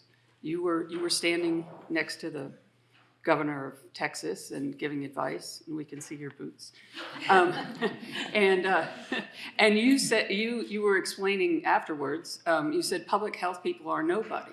So what was the role of the science advisor, that being you, in Texas? Well, thank you. And first of all, I'd like to give my sincere thanks to pulling this all together. It's the germ of an idea. Is that the right word to use in this context? It's the germ of an idea that I really hope will take off, and that is to say, to look back on the pandemic, understand how much of an all of society crisis this was, and that we, in my opinion, need kind of an all of society look at what went right and what went wrong. So back to your question about advice. First of all, I really firmly believe, and I think one of the principles that's in the book, is that science should advise, but science should not make or really try and enforce the pandemic policy that came up. That was absolutely the job of elected officials, but in particular, in my opinion, it was the job of executive elected officials. I really and truly wish that the beginning of the pandemic had been a Winston Churchill moment for the leaders of our nation, where they talked to us about how serious this was, how it wasn't going to go away right away, and that they were going to ask each and every one of us to do everything that we could to contribute to victory. And that message then could have been repeated by leaders, executive leaders at every level in society. So what I think did work well in Texas was both the fact and the image, if you will, that here's the governor, here's me sitting next to him. It's clear the governor's getting scientific and public health advice, but he is making the decisions. He is promulgating the executive orders. And I think that worked well. And I think in a state like Texas, where we came through the pandemic in reasonably good shape, and I think with reasonably comparable outcomes. Nobody's outcomes were identical from state to state, but really reasonably good outcomes. And we remained intact and thriving as a society. Okay, so you raised this interesting question of what if the leadership had been different? And I think that is one of the things that keeps coming up is could we replay it somehow differently? But I don't think we actually get to do that. We had the leadership we had. And now that has created some of the context that we have now. Nancy, can you tell me, from your point of view, how did this moment change? What changed about science advising in COVID? You'd been thinking about it for years. So let me say a few things and see if I'm understanding your question. It is clear that COVID was a particular point in history and obviously a particular point in our political history as a country. And something that, and clearly there were many places around the country where what John described happened, which was the political health person was the advisor and not the decision maker. Mm-hmm. And I think it's important to remember that. At the same time, something that was challenging about the time is that once there began to be some numbers of people in political positions who seemed to be saying that some of the things that, where potentially there was some evidence, were not necessarily true, it started, I think, to create more of this politicized tribal feeling. And of course, that was happening outside of public health as well, right? The country was growing more politicized and tribal. And part of what then we all witnessed, we all lived through the same thing, was that some of this advice became a little more tribal. Like if you say this, you must be those people and these are your tribe. And if you say this other thing, you're going against your tribe, or I make a judgment about you. I mean, in looking forward, which you said to us many times is where you want to go, it seems like part of what is so important is not only reinforcing what John said, which is, okay, give your best advice, but also to talk a little bit more about what we know, what we don't know, and one of my mantras is how we know it and why we know it. Mm-hmm. So I think the American public deserves to know not only that somebody thinks that masks are a good or bad idea or vaccines are a good or bad idea, but why the advisor thinks that. And I don't want to, we can talk more about that, but I think the why ends up being very important to the American public.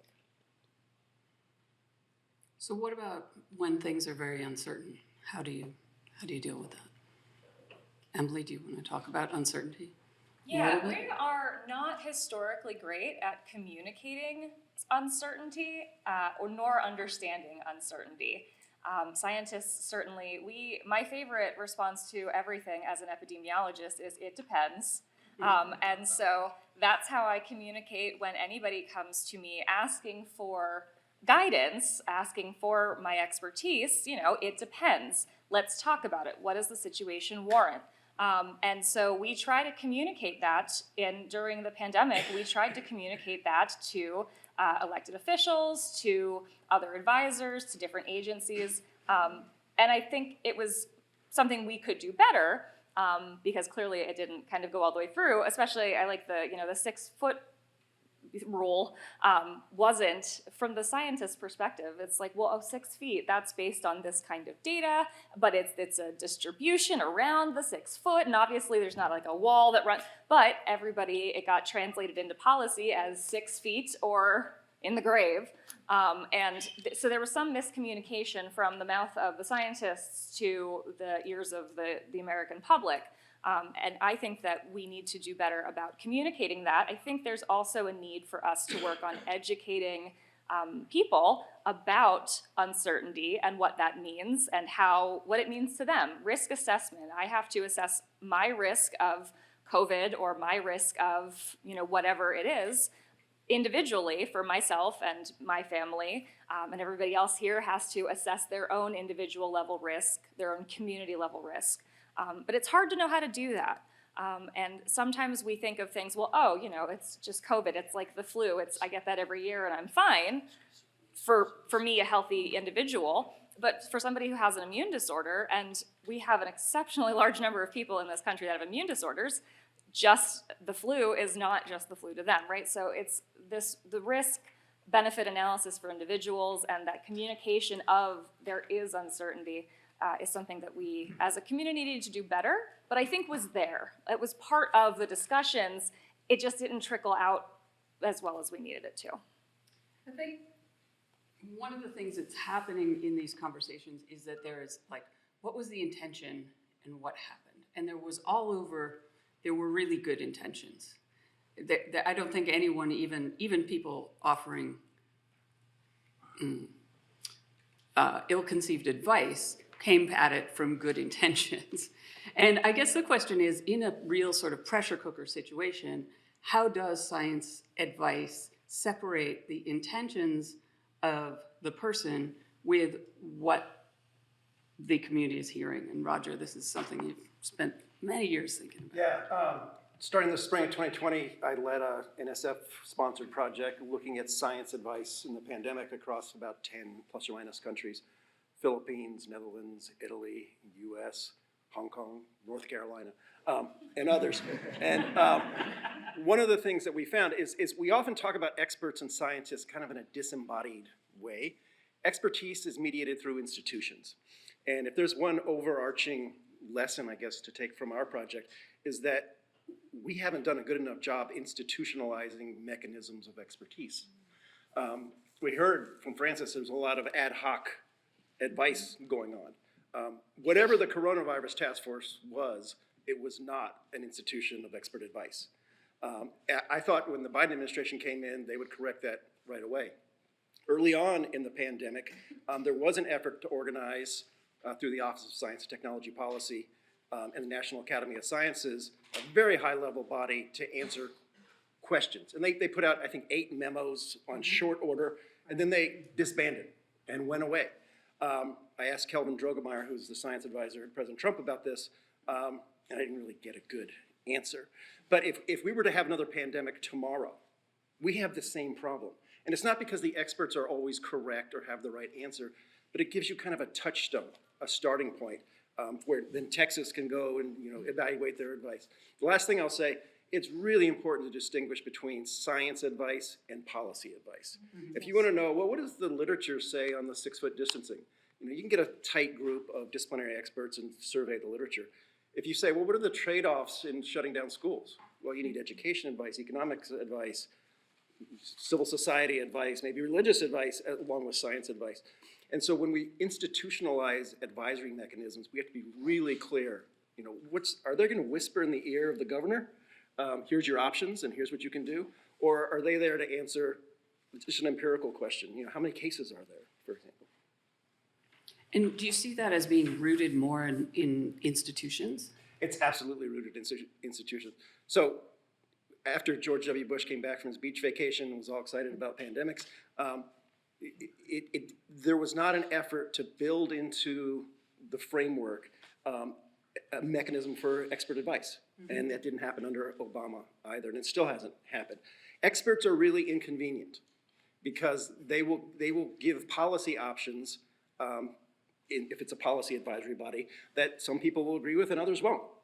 Mm-hmm. And that puts democracy in the center, because then the decision maker, if he has his smorgasbord, close the schools, don't close the schools, they can't say, well, he told me to. So democratic accountability is enhanced with strong institutions of expert advice, but don't think that policymakers always want those strong institutions. Yes. So I'll have to say from the very beginning, the notion of balancing our response to the pandemic was intrinsic to the way in which we went forward with policy and operations in Texas. And by that I mean there were really 2 fundamental things that you had to decide about. One was to try and decrease the incidence and prevalence of the virus to a point that was quasi-manageable, and in particular, our strategic goal was to keep inpatient capacity at a level that could really handle every kind of person who needed that level of care. So that meant keeping hospitals functional to the point where they weren't all going on what's called diversion. In other words, we're not receiving ambulances. We're not taking emergency transfers. That wouldn't have just affected COVID patients. That would have affected women in labor, car crashes, people who need stents. Right. So what can you do to suppress it? Well, first of all, at the beginning of the pandemic, the only things we had to try and do that were the non-pharmaceutical interventions. And I would argue that none of them was perfect. If there had been a perfect one, we would have just done that. But all of them were beneficial, and the benefits were additive. So you really had to ask as many people as possible to practice these things as much as they could in every place that they could. So that was one thing. But on the other hand, you needed to keep the vital goods and services of society being produced and distributed and people having access to them. Well, in the end, those two good things are fundamentally in opposition to one another. So you can't do too much of one or you'll ruin the other, either of which, and going to extremes in either of them, would have been a catastrophe for American society. Look at the society on Earth that tried to go as far as they possibly could to COVID. That was communist China, and they were unsuccessful in doing it. So again, it was a balancing act. I think my leadership understood that. I understood that from the very beginning. And ask yourselves, how do you get through a crisis like this without having some sacrifice, without having some people get sick, die? Very good friend of mine, younger than me, probably had fewer risk factors than me, caught COVID early in the summer of 2020 and died. So, you know, we have to understand that there was absolutely no way. This was a novel virus. What do we mean by that? It means that there was no population on Earth that had any level of pre-existing immunity to it, which is unique. You can't even say that about the 1918 influenza pandemic because of the way our immune system works and because of the virology, and I won't hold myself out to be a virologist, but they're really mixing and matching things that some populations have seen a version of it before and may have some level of pre-existing immunity. None of that was true with the SARS-CoV-2 virus. And so it was really into the unknown. Nancy, you had a thought also about this. Well, I wanted to pick up on an earlier theme from our panel and from the discussion with the authors about who's in the room. And I will share an anecdote in part because it was such an unusual and impactful experience that I had probably 20 years ago, H1N1. The head of the Office of Preparedness for the Maryland Department of Health was a guy who had been through all sorts of disasters. And he created a COOP panel, a continuity of operations. And I was one of the probably 20 members, but it was the only expert panel I have ever been on that included heads of banks, heads of corporations, head of the carceral system. And it gave me, first of all, a great education in just-in-time deliveries for drugs and food, but it also allowed everybody around the table to talk not only about what might happen if H1N1 got really bad, but to think about John's point, which is how do we continue the continuity of operations, not only because, of course, we still all need food, but also we don't want to incite panic, which we will incite if the supermarkets run out of food or the internet goes blank. And I will say is also for me just a funny professional anecdote. It led me to write something about it that included saying it's not just healthcare workers, we need to give priority in vaccine distribution to truck drivers, and I got myself a spot on XM truck driver radio, which was very fun. But the point is, that all came from my being in a group of people who were all really different from each other in the hat they wore. And that is also an institution that was set up to bring together Well, science it was a leader. expertise It was a with- leader who Yeah. said, we need people who represent different sectors and have different kinds of expertise and to some degree represent different interests, but also bring different contexts to the table. You know, as epidemiologists, people didn't know what we did before the pandemic, and then they knew about it for about 3 weeks, and then they've now forgotten again. Has nothing to do with skin, but we are the people in the room that are specialists in study design, data analysis, confounding, bias, that sort of thing. We need the expertise of everybody else to fill in the blanks. I happen to do infectious diseases because I think they're cool, but I am not a physician. So I have to have physicians in the room. I'm not an economist, so I work with health economists.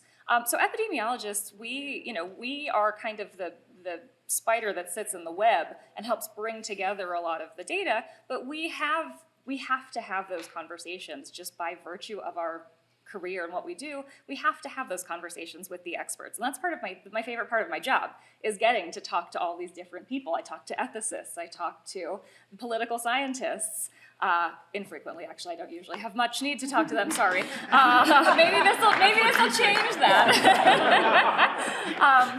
But, so I think that a lot of that, again, we were having these conversations, these talks about science and advice and uncertainty and all of that at the federal level, at each of the 50 states, down at the local levels, and there were many of us who were in the room with those other people, but those conversations didn't necessarily get broadcast or get publicized, because who wants to hear about a meeting where an epidemiologist is sitting and talking to an economist? It sounds like a bad joke.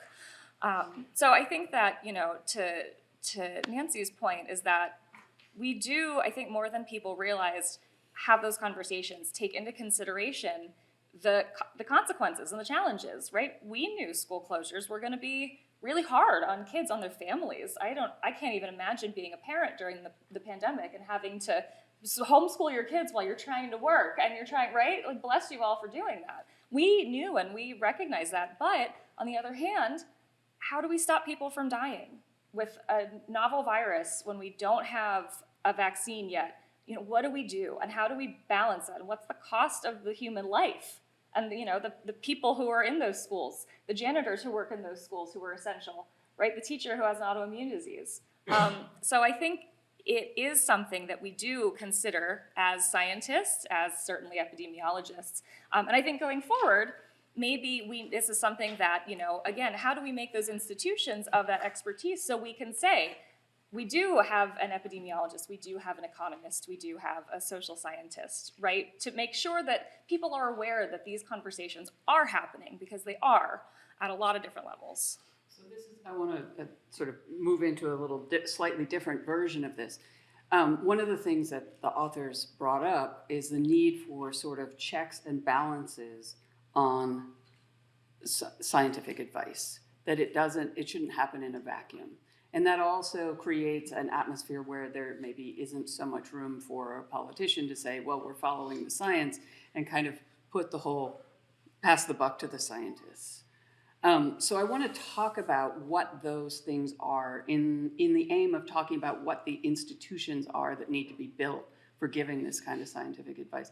John, you had a... Yeah, and it has to do with the word science. Mm-hmm. And the fact that the word science in the context that we have, particularly in talking about the pandemic, has two meanings.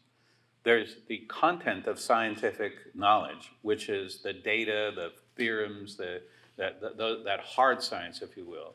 But in the context that we're talking about here, when we say follow the science or the scientific, we're really talking about scientific institutions. We're talking about the institutions that advance the content of science.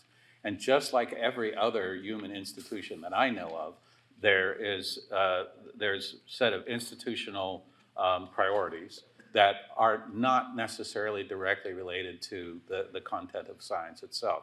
So to me, when you talk about, well, we're following the science, well, yeah, the only science that we had that was definitive, and I think it's been talked about really extensively in the book, is there was all this debate. Nobody had any kind of firm data to say, yes, do this. This is the thing that's really going to result in a manageable, and remember, it's always got to be a manageable outcome. It's not going to be a perfect outcome. But there was no quantitative data to put us in that direction. And you know, what we did rely on was, if you will, the content of basic science, which is really summarized in the non-pharmaceutical interventions. What is the most effective way to cut down the transmission of a respiratory virus? Everybody get in separate rooms, stay there, and wait till it all dies away. That's impossible. But distance over time is going to be a factor, and the incidence and prevalence of the disease at any one given time. So let's try and manage that. Let's try something like, well, we don't have N95 face masks, but let's try face coverings.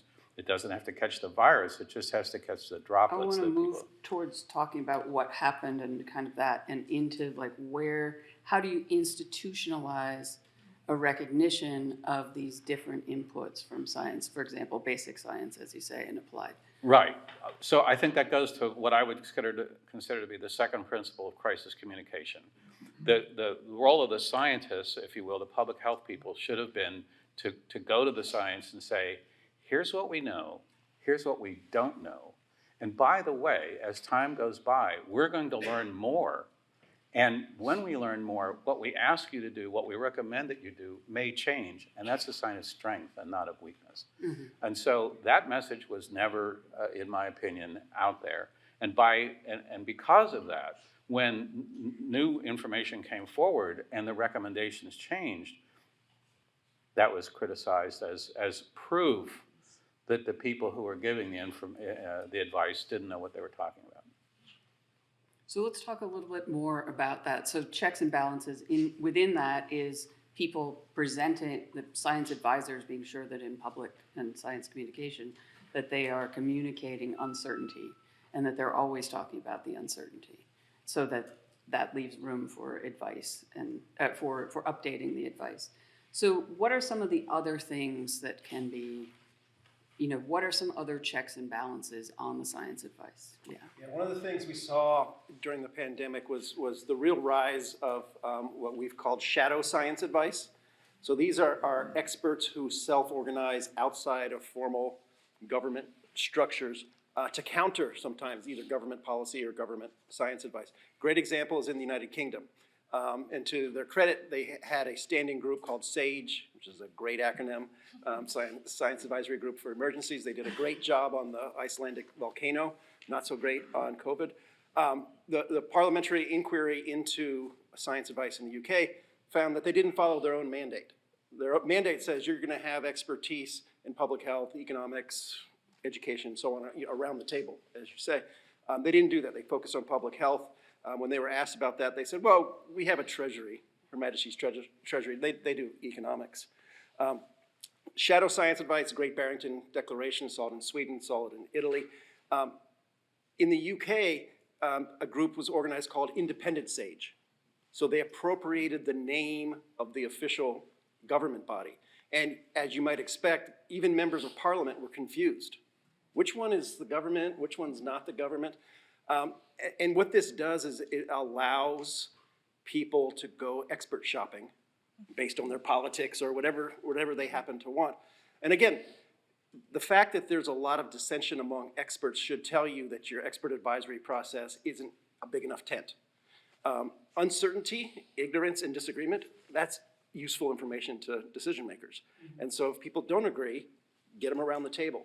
The last thing I'll say is, in the US, because we lacked a high-level science advisory body at the federal level, every state had theirs, every university had theirs. And it became, the expert shopping was out of control. You could say, well, I really like what Arkansas is doing, so we're gonna do what they're doing, or I like what Colorado's doing. And that turns expertise from informing decision-making to just being window dressing for justifying decisions made for non-experts. A consumer product, yeah. Well, and how do the consumers get this information? It's not, no one's coming to my lectures, sadly. But it's through the media, right? And I had some interactions with the media during COVID, but I think that there's a piece of this puzzle that we're not talking about of how they're interpreting our science and communicating it. There's uncertainty about the 6-foot barrier, isn't really a great snappy headline. And so they just take, 6-foot rule or whatever, and then that's what gets put out into the public. How that is, criticized as a failing of the scientists, but we were over here saying it depends. So communicating, getting the journalists to override their own algorithmic imperative to do clickbait would be part of this. So in thinking forward, what about, some of the things that have been suggested are red teaming. That was one of the suggestions that came out of the Harvard group, was that there should be sort of adversarial. Another one is adversary proceedings, which Dan Sarowitz mentioned in a recent article, that is part of the democracy, or why institutions that bring together lots of different experts, similar to the rapid information that the national academies were doing. Do you have other kind of thoughts about institutions or checks and balances that could be put in place? Well, again, I would go back to saying that it was a situation, it was an emergent situation, not just from a public health standpoint, but really from a political standpoint, which is to say, how do you craft policies so that we get through this intact as a society and ideally thrive on the other side, which, by the way, I would argue we are doing. So it required executive level decision making. So I am frankly befuddled by the notion that there should have been more debate, there should have been more opposite opinions put forward. Somebody had to decide, and really and truly, we had essentially no quantitative paradigm that could tell us, you do this much of this thing and you will get this result. Again, our objective really was to maintain inpatient capacity so that the whole system didn't collapse. If it had collapsed, Americans don't like their healthcare system, but the one thing they're absolutely sure of is, man, if I get chest pain, I'm gonna call 911 and I'm going to the hospital and I'm gonna get the same level of care as the governor, and they're right. So if that social understanding had been broken, my message to my governor was, sir, there could be panic. And to his credit, he understood that immediately, and he never pushed back on the science, and he made the decisions. If I could take the privilege for just a second, we're talking about public health, and there are two aspects of public health. There is, if you will, the scientific knowledge of public health, which is advanced by academic institutions. But then there was what my commission had to do during the pandemic, which was to be an operator. So Professor Lee talked about a relative getting the original COVID vaccine in a relatively small community in Mississippi. Think about it. Yes, developing the vaccine was absolutely amazing, but what did it require after that? It required a supply chain for a vaccine that had to be stored at ultra cold temperatures. There's never been a vaccine like that before. It had to be stored at ultra cold temperatures until it got to basically the point where it was going to be administered. You could thaw it. I think you could, not thaw it, but you could put it in a regular freezer for about a week. Once you thawed it out, there was a 5-dose vial. You had to give every single dose that day, or you had to throw the stuff away. Now, if that isn't an amazing success story in the face of a really complex and unique situation, my agency solved that problem. And so did the agencies across the United States, as far as I know. And that's the public health part. That's the aspect of public health that I think has not been recognized and commented about enough. And I think that is part of what this conversation, we're going to go to audience questions now. Part of what this conversation is about figuring out what those stories were of where there was success and actually finding out how to put that story together, as well as talking through where there were these ruptures, or where in hindsight you can see things, you can see that this was highly political in hindsight. And that the politics are going to be part of the, whatever the next pandemic is, You will not be able to imagine that the politics are not going to happen. And that, and I would also like to say one thing that comes up in this is the importance of the news media and the importance of the way that they behave. Do we have questions? We have a question way up in the back and one here.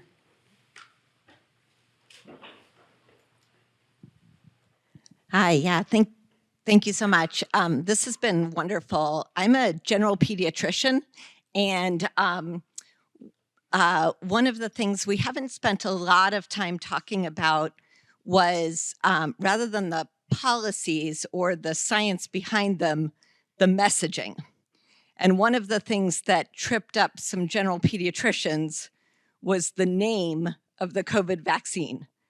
To call it the COVID vaccine was hard, because as utterly effective as the COVID vaccine was, and we talked about it probably being the best thing that we did during COVID, something we did right, the name was hard for parents, in that we would give kids the COVID vaccine, and not uncommonly, they would get COVID.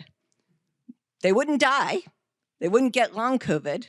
They wouldn't go to the hospital with MIS-C, but they would get COVID. And that is a very hard thing for people to understand. It's actually a pretty not great vaccine in terms of preventing COVID, but it's wonderful for preventing death. And so a simple messaging and communication about that would have, I think, created much better long-term trust. And so I wondered if anybody on the panel could speak to how those messages were created, were they even talked about, as to how we would be messaging about the policies we were creating. 6 feet as well, but things like that. Emily, do you want, or Nancy? It's this has been sort of an interesting topic for me, because we are used to vaccines that are maximally effective, right? MMR, you get that, you're not going to get measles, right? And so we grew up with just in a culture of vaccines. If you're vaccinated, you're not going to get whatever that illness is. A little less so with flu, right? We get flu vaccines, could be hit or miss. And then we get to COVID. And just as you said, it was great at preventing severe disease and mortality, but not so great at preventing transmission, right? And that wasn't the point, that wasn't the primary endpoint of these vaccines when they were put through their trials, but we failed at messaging that. We really did, I think, fail at communicating that. There was a hope that the vaccine would reduce transmission to some extent. And again, we don't have to always talk all or nothing, right? Reducing even 10% of transmission, when you bring it up to scale, it's still a lot of transmission we're getting rid of, right? And so we fail at that communication too, of we don't always have to be all or nothing. But I think that you're right. We could have done much better with the messaging, talking to parents about what the true benefits would be. This is what we can really say with confidence, is that it will keep your child from developing severe disease. It will keep you, your parents, whatever. But it was not something that we at the NIH, when I was there, that we were discussing. We could say, we hope that it will do this, but so that's all I can speak of with the messaging from there. Yeah, I think your question also points to how do we handle changes in and evolution in our understanding of the science.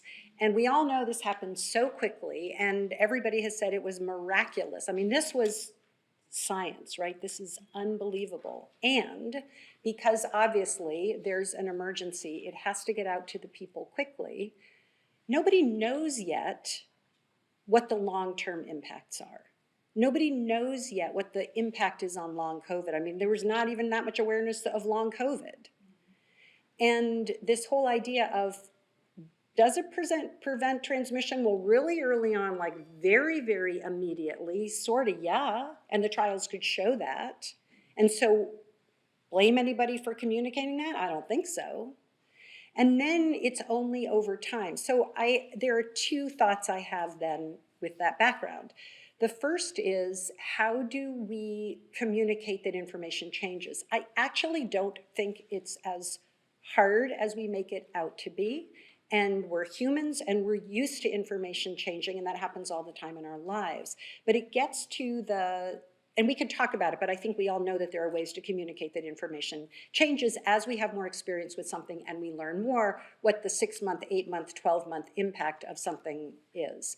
But this is then when we get back to media and social media, where so many people are not getting their news from having heard the health commissioner give your little spiel, but from hearing the summary of it that comes through the feeds that we're all used to getting that reinforce a certain kind of message that seems to sell and do really well on that. So the fact that messages get condensed, they get changed, they get cherry-picked because it suits some other interest or agenda, whether it's political or financial because of the clicks, makes it really hard.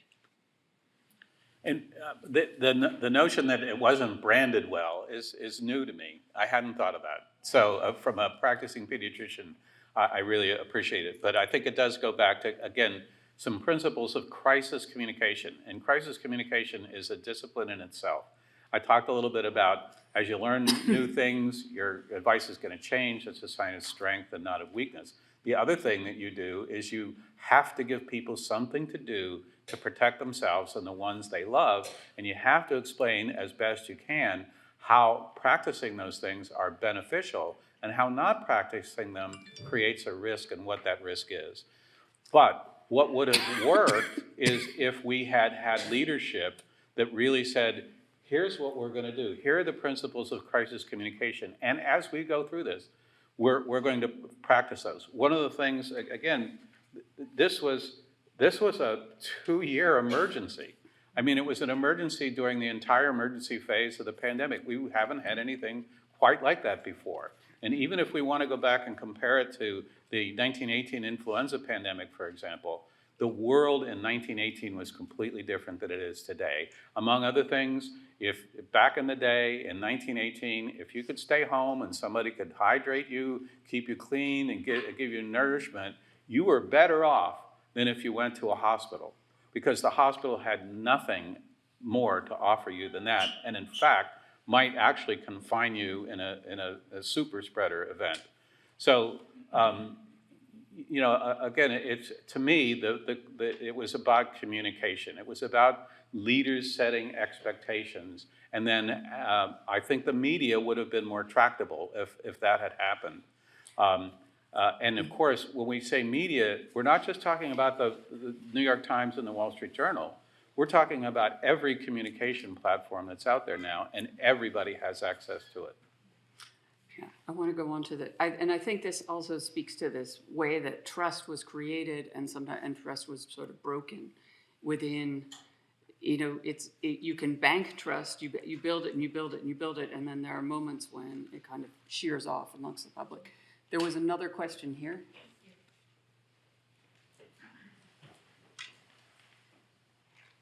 Question, I bring a little bit of my international perspective. I worked in oxygen systems in Central South America in 2021-22.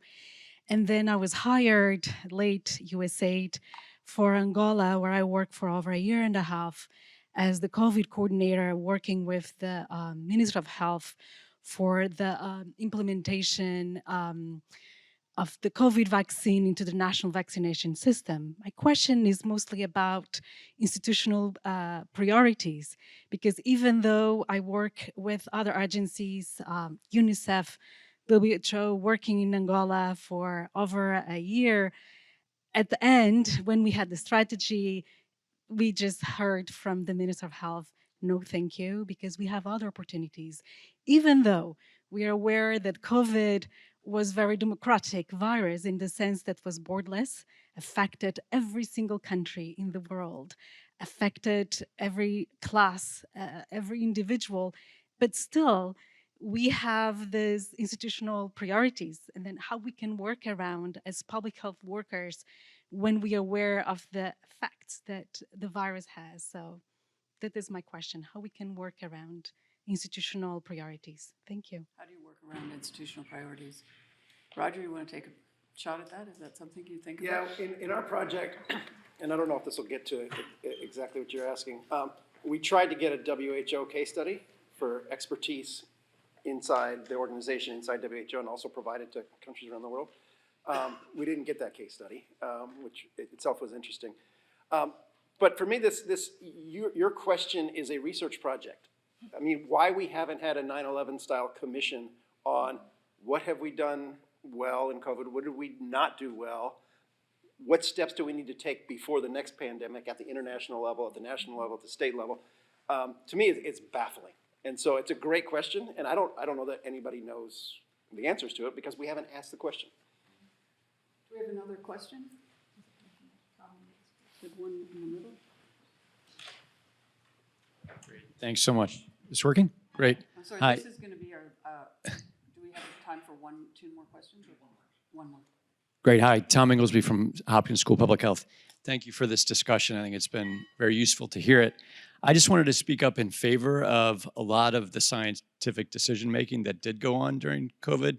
I know we're talking about many things at once, but examples within this world here, I think the governor in Maryland set up a pretty diverse committee of advisors, and over time you could see the priorities of that group really well represented by the governor's decisions. Over time, he kind of began to depart from some of the positions of the advisors, and I think it was a very democratic process. So I know that we're kind of dismissing some of the processes here as being legit, but I think there were many legit processes underway. I think Hopkins had a pretty diverse group of people informing its decisions as an institution.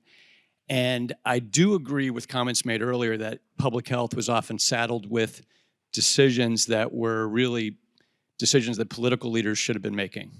To John's point, I think, and I think Emily made that point, I think, for example, Rochelle Walensky, CDC director during the Biden administration, got saddled with decisions that really should have been political decisions. So I think that's an important point. But even when we get to that point where we move those decisions to political leaders, I think, to be honest, those political leaders are going to have to say what the trade-offs are. We are going to open schools now, but what we want to tell you is that that's going to mean more people are going to die from this disease, but we've decided as a society that it's worth it. And I think so we need a lot of honesty around those kinds of decisions once those kinds of shifts take place, but I'm very much in agreement with moving those to the political level. But I think we're also, in hindsight, I think missing some of the really well done work of leaders in government. I think, for example, Jerome Adams is here, who was, I think, a very honorable public servant in a very difficult situation. And I think it's just, there's a lot of nuance that we need to add to this discussion. So I want to, thank you. I want to wrap up by asking each member of the panel what we need to do in the next, I'm sorry, I think are we out of time? This one. I'm sorry to the person in the middle that I can't get to your question. So I want to just quickly tell me if you had resources to invest for the next 3 to 5 years to get society, public health, your sphere of influence ready for the next pandemic, what would you do? I've called my idea the United States Pandemic War College, and that's meant to pick up your ears. What do I mean by that? Every military has a war college. They study what went right, what went wrong in great detail, not just the arms and the armament, but the leadership, the economy, the geography, the culture, all of those sorts of things. We will have another emergent crisis. Juliette Kayyem wrote a great book called The Devil Never Sleeps. The next crisis may not be a pandemic, but we will have a global crisis of similar proportions.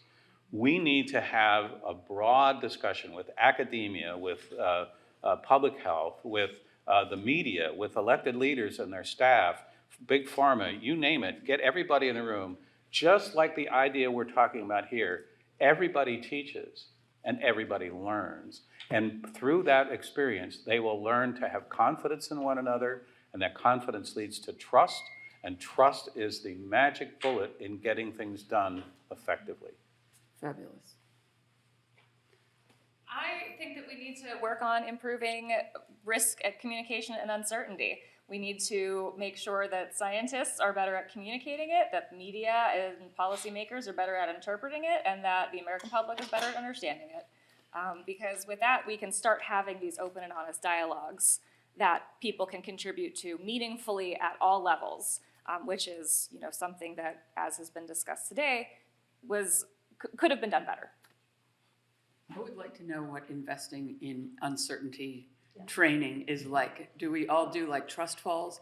And it's kind of a fabulous idea. You can all come and get a degree in epidemiology. But I mean, it's something, we talk about, everyone learns the scientific method when we're kids, and we watched it play out in real time on Twitter during the pandemic. And like John said, people then said, oh, well, the scientists are just changing their mind. Oh, they don't know what they're talking about. It's like, wait, no, this is how the scientific method works, right?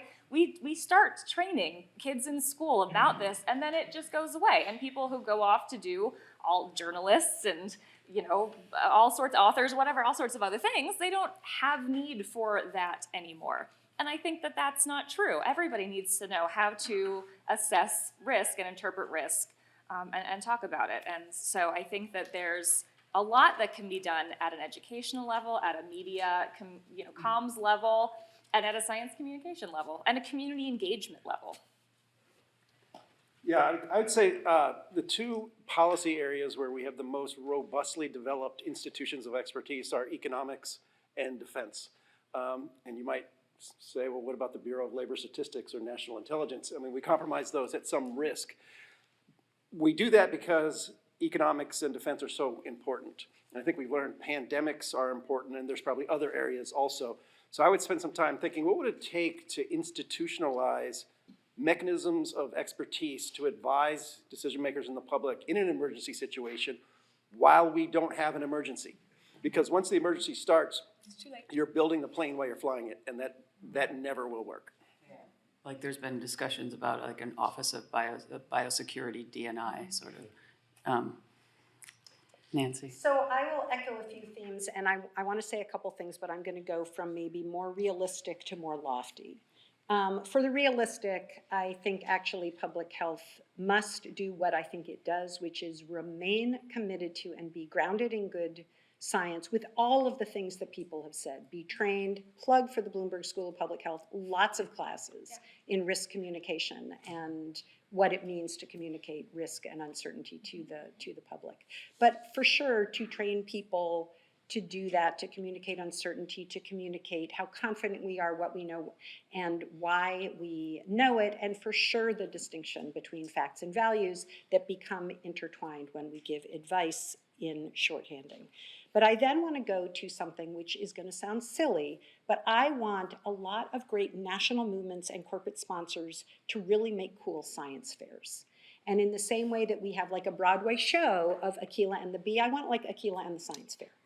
And I, like maybe other people in the room, have been judges for when my kids went through Baltimore City Public Schools and were in science fairs.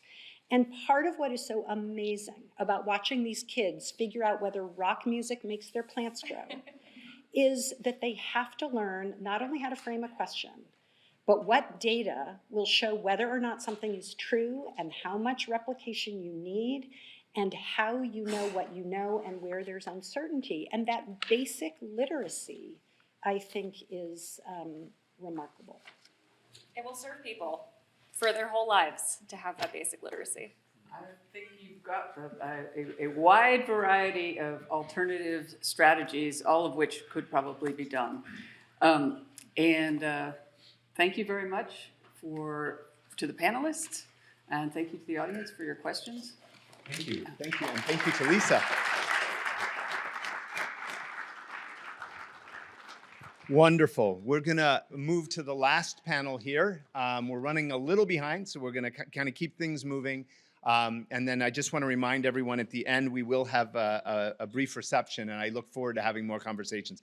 We try to bring lots of different viewpoints, and the challenge there is obviously a lot of people that we want to get their thoughts from. So I'm going to introduce the next moderator. In the meantime, I'm going to ask that the panelists just go ahead and come up and sit here so we can keep things moving. I'm going to introduce William Howell. He is the inaugural dean of the School of Government and Policy at Johns Hopkins University and also holds an appointment in the Department of Political Science.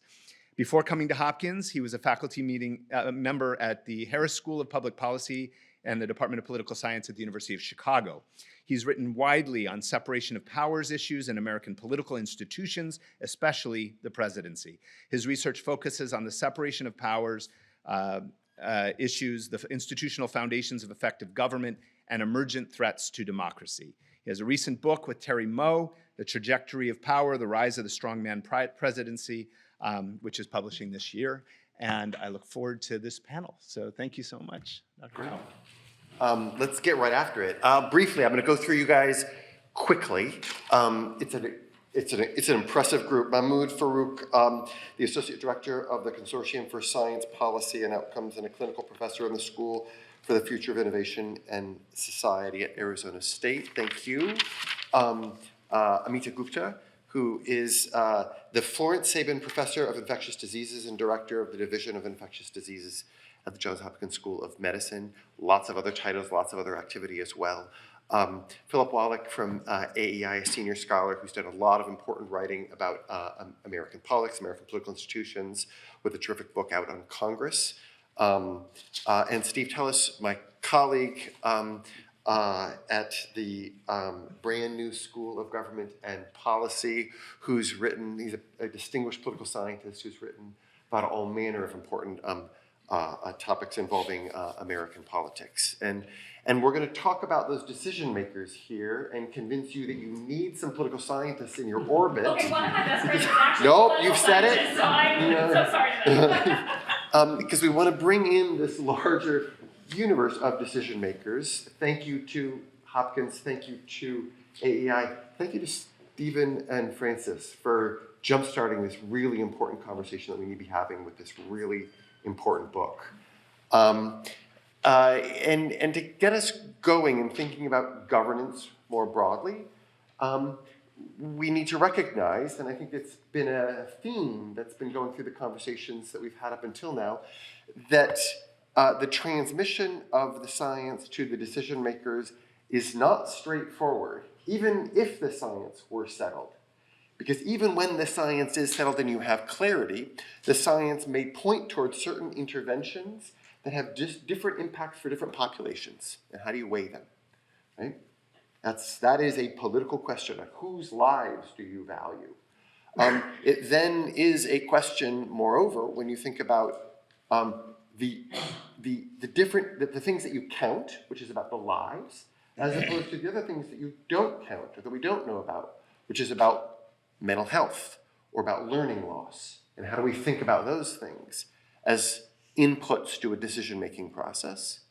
And then when you add on, layer that on top of that, concerns about values, liberty, freedom, that those things and the purposes of the state also play a very legitimate role in the role of a decision maker.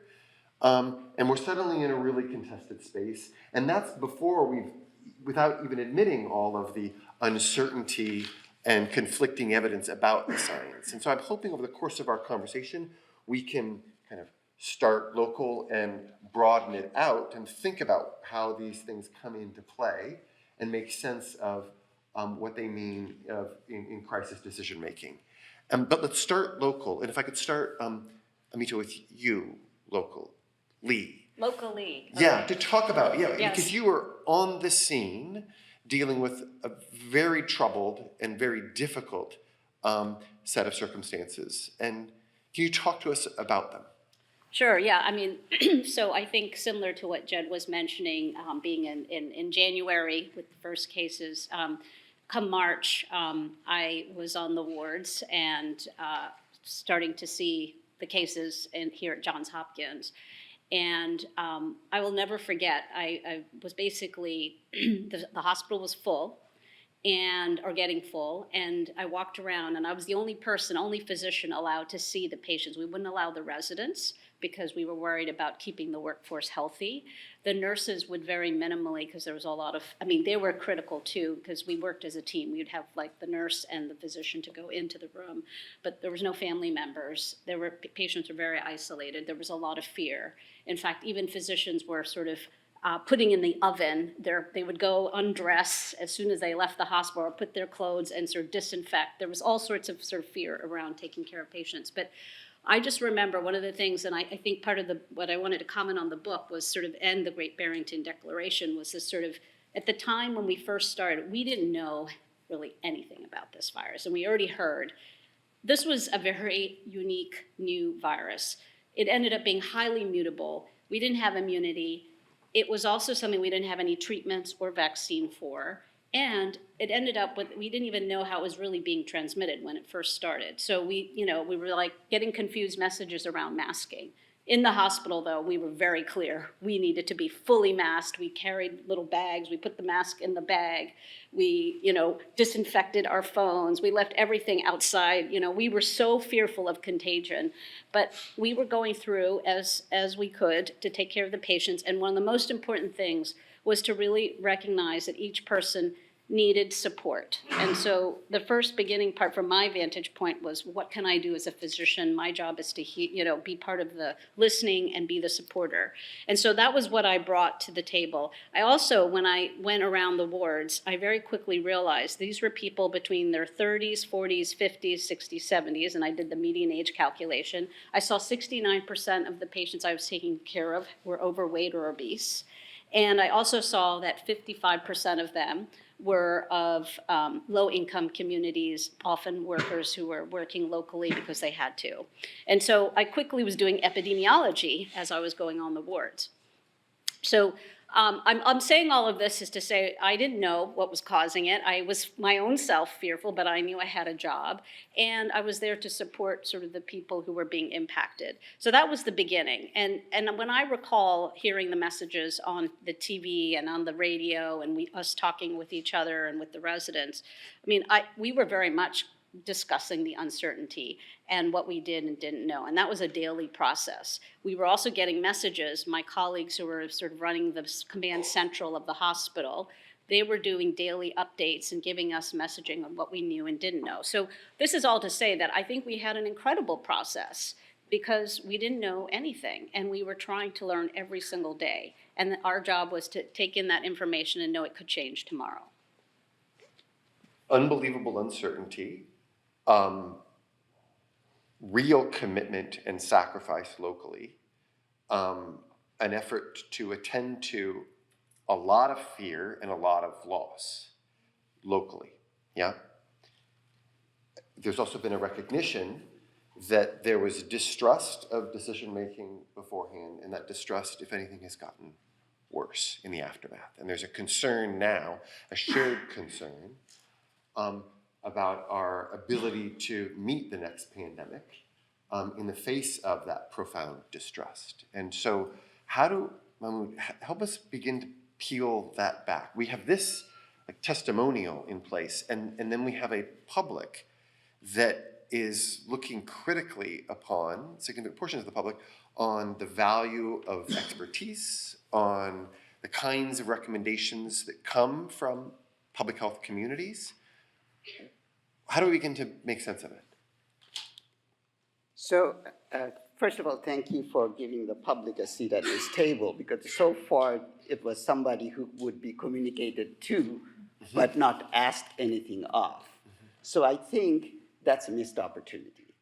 And from what we know from social science research, in the case of what this was, which was a post-normal science situation, you have high degree of uncertainty, you have high decision stakes, you have value conflict, and urgent decision-making.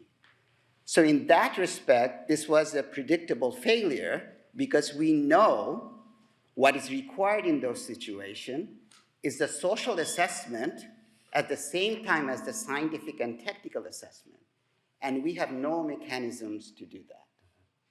And in the absence of that, what happened is we fell into the natural failure model of science communication and engagement. Number one, we played up the uncertainty where there was public questioning and there was no way to resolve that. And if you think what happened in the climate science, so again, we became a nation of either believers or deniers. And then we got to see in this failure mode all of the things that are pathologically happens when you have failed science and public engagement. You have expert framing of the problem as one of containment, public framing of the problem as one as freedom, liberty, as you have pointed out.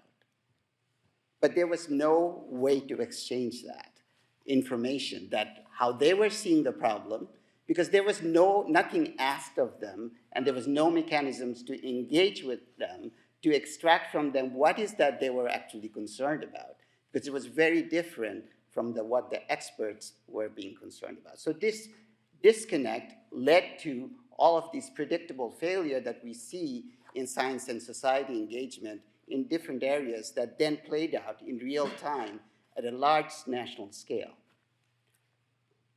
A disconnect that presumably is connected through institutions, and I wonder if we might turn to the People's Branch as a place that presumably ought to allow for the kind of deliberation and assessment of competing imperatives. The science on the one hand that suggests certain kinds of interventions, but then concerns about liberties and freedoms, which also are eminently legitimate subjects of decision-making. So what do you see when you look then at the first branch of government as a place that might resolve these breakdowns and allow for the possibility of trust and a functional government? Yeah, so I think that when we're talking about the most acute crisis response, that's not going to flow through legislatures of any kind, right? That's the executive is there on the spot, able to energy in the executive, just speed and dispatch, right? Alexander Hamilton stuff. Okay, the executive is the person. The more we get into an extended response, the more this becomes something more than just an acute emergency. What do we do this week? The more you start to think, well, how do we live with this? How do we live with the evolving information environment? How do we weigh these trade-offs on a longer basis? And yeah, I think it is actually very tricky who's on which legislatures we could turn to, because of course the public health function is extremely federalized in this country. And so in some ways it's not all in Congress's jurisdiction. And so nevertheless, I wrote a paper called "We Needed Leadership, They Gave Us Cash." Basically, Congress proved to be very adept at shoveling money out the door in March and April of 2020. That was probably a good thing. They might have overdone it a little bit, in fact, but they were not paralyzed by inaction. But as we got farther into the summer of 2020 and beyond, they really kind of gave up pretty prematurely on their ability to work through these difficult debates. And, you know, I think there's all these hypercharged topics that just, we kind of left them to the public health people to give us political answers, and it didn't go so well. Like, who should have access to the vaccine first? That's a hard question. There's not going to be a right answer. I mean, there's the healthcare professionals, that was a really easy part. You folks were on the front line, you know, bearing physical risk, of course, that's the first easy answer. But after that, it gets harder. Should we just give it to the people most at risk? That sounds good, but how do you actually identify those people? And you had some states doing it by racial category. That's something that people felt pretty sensitive about. You had, I can remember in my own jurisdiction, teachers getting to go to the front of the line, which sounds good, except they weren't actually teaching in physical space. So then it wasn't so clear why they should get a priority. So these are hard questions. You saw Congress sort of tiptoe up to them occasionally. There was talk of conditioning dispersal of money for schools on schools being in person, but that never actually happened. I think there's this responsibility, circular finger pointing thing that went on, where it sounds good to say, okay, science advisors give the advice, executive makes the decision. But in practice, there was a lot of this going on. Like, the science advisor told me this, and so I really don't have much of a choice. And the science advisor says, well, ultimately, I'm just giving information, and it's on the exec. So, and I think Congress you know, we need to respect the science. Whatever the CDC is telling us, that's what we ought to do. And suddenly the folks at CDC are not just empirical fact finders, but they become essential policymakers. So many schools around the country just tried to do whatever the CDC was telling them, whether that's what the CDC thought of their role was or not. So I think there was a real failure to land responsibility clearly on any of these groups. And the idea that we should work through the difficult value judgments in the legislature appeals to me. I don't think we need more political scientists. We need more politicians who are responsible, right? And I think in some states it worked out all right, that the governor did manage to say, okay, I have to make the hard trade-offs. In a lot of other places, I think people just got the sense that nobody was going to bear the responsibility. A brief follow-up, and then I'm going to come to you, Steve. A brief follow-up, which is there's the working through the trade-offs in a more there's also just a responsible featuring of the trade-offs. A part of what leadership, political leadership might be, is to simply say in a clear-eyed way, here's what we're dealing with. And I wonder your assessment and I want to keep Congress squarely in our sights. There clearly is variability at the state level. Lots of things are devolved, but Congress in our sights. Your assessment of the quality of not just the problem solving, the legislation that was passed, but the featuring of a responsible characterization of the trade-offs. Well, and there's where I do think that representatives who listen to their constituents are close to the ground in a certain way. And I think they were prepared to transmit certain kinds of concerns into the debate. And a lot of times they got,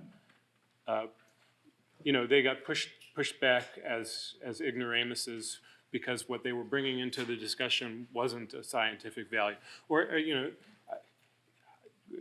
wasn't in the therapeutic language of mental health. We don't have to put everything in those terms. What is it worth to be able to gather as a religious community and praise God? There's no scientific answer to that. And the different representatives bringing their community's perspective is the only way you can get that in. What is it worth for loved ones to be able to sit next to their parent as they're dying? You don't get to have public health people answer that for you.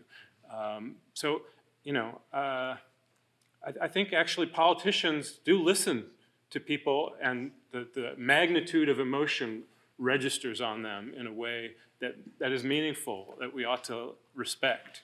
And those kinds of things can just, because they can't get quantified in the sort of tidy scientific terms, they're devalued when we just make everything a public health question. We've read in the front line, the public, legislatures, you pointed at the president as well, good.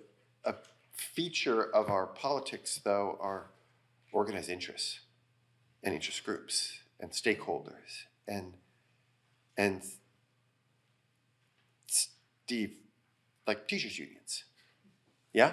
How we think about unions as an organized interest that isn't just articulating a set of facts and values, but that has interest unto itself and their role in this larger political space. Yeah, I mean, let me start as a way of getting into that to say, I do not think how angry this book has gotten across in this conversation, right?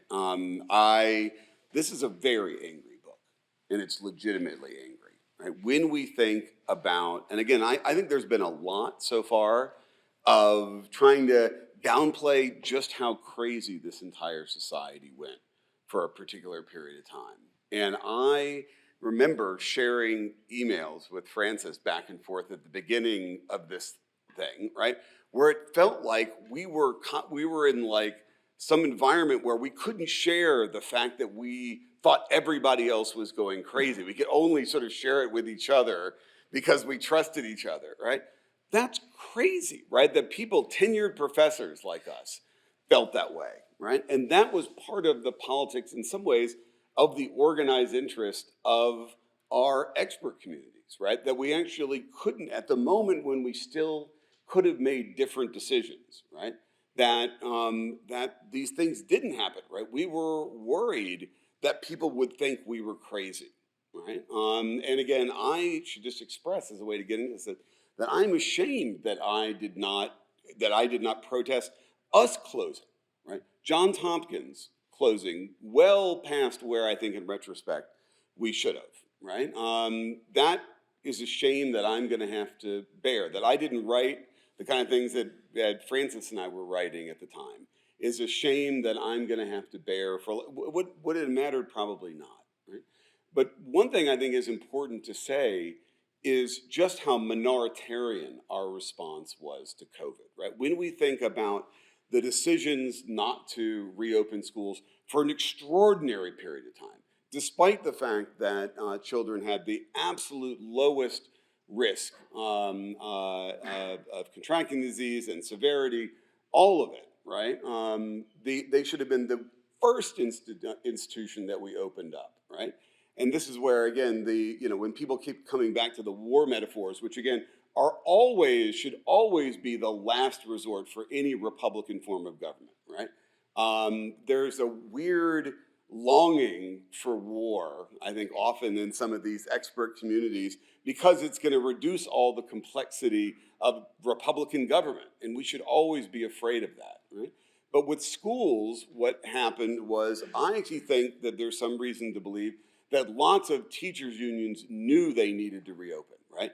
Those leaders knew that this was going to be terrible for their own reputation. It was going to be terrible for their students. It's turned out to have led to a cratering in public trust, especially among Republicans, right? The percentage of Republicans who actually have trust in public schools is almost non-existent now, right? And it was low before, and it's really, really low now, right? But teachers' unions, as Williams' teacher knows, are not majoritarian institutions, right?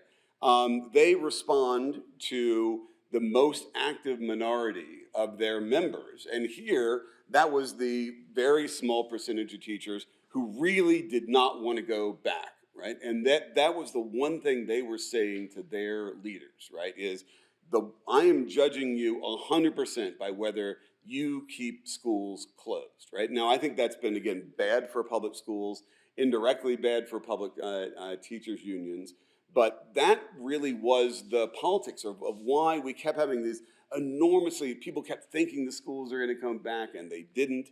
There was something, again, it was much more in blue states. This is something they've clearly shown in their book, right? Where you get the most intense public teacher control of schools are the ones where the school closures lasted the longest. And I do think that should raise questions for us, first of all, about the degree of power that we give to public sector unions, especially teachers' unions, over school decisions, right? This was a decision that they failed so extraordinarily, right? And the last thing I'll just say on this is 2008, right? The COVID, right? The financial crisis. When you add all these up, right? The number of expert failures for which there has been no consequence, right? Absolutely no. There's no catharsis, to use the ancient term, right? There's no sense where people can say, okay, well, I can move on because I know some kind of justice was done, right? We have a regular process in this country of just never punishing anyone. So, oh, well, let's just have it learned, right? Sometimes actually a democratic society needs to actually attribute blame and attribute justice, and in some ways even retribution. And there's been none of that for COVID, right? For all of the various actors who led to the consequences that we've had. So sorry, I got that off my chest. Can I say something Please. about this? I'd like to share a different perspective, and I respect the fact that, teachers' unions, and there was obviously a lot of fear, and particularly older teachers who would have to be going to work. But I think when we first were setting the policy in March, it was absolutely legitimate to close schools. It was legitimate to sort of stop having large gatherings. And there is data for non-pharmaceutical interventions. They're not all equal. You know, wearing masks do work. That's why I wore my mask. And yes, it would be better if it was an N95, but even just having a regular mask is an intervention that works. There's a nice paper from 2007 from Markle and Jama, which looked at the 1918 flu pandemic, and looked at what was done in terms of school closures, reducing public gatherings, and it absolutely reduced mortality and incidence. And so come March, you know, for schools, for all of us to have being on a sort of, with a new unprecedented infection where we had already seen what had happened in China, we were seeing what was happening in Italy, we were seeing what was happening in New York and Seattle, et cetera, where things were just increasing exponentially. It made a lot of sense for us to have schools closed because we needed to stop having people gather. You know, parents, children go to school. That's where you have a daycare. You go to school. That's where your kids get the runny nose. They come back home and they give it to everybody else, right? So it made sense. Now, come the fall, when we had more understanding and we knew that the vaccines were coming, that's when we also had a real big public-private school divide. My son was in private school. He was able to go back at the end of September. They tested him every week. They kept him in a pod. He was happy as a clam to be in person doing the school. And thank goodness, I was very, very fortunate. And I feel horrible. I was one of the privileged ones that could send my child to school.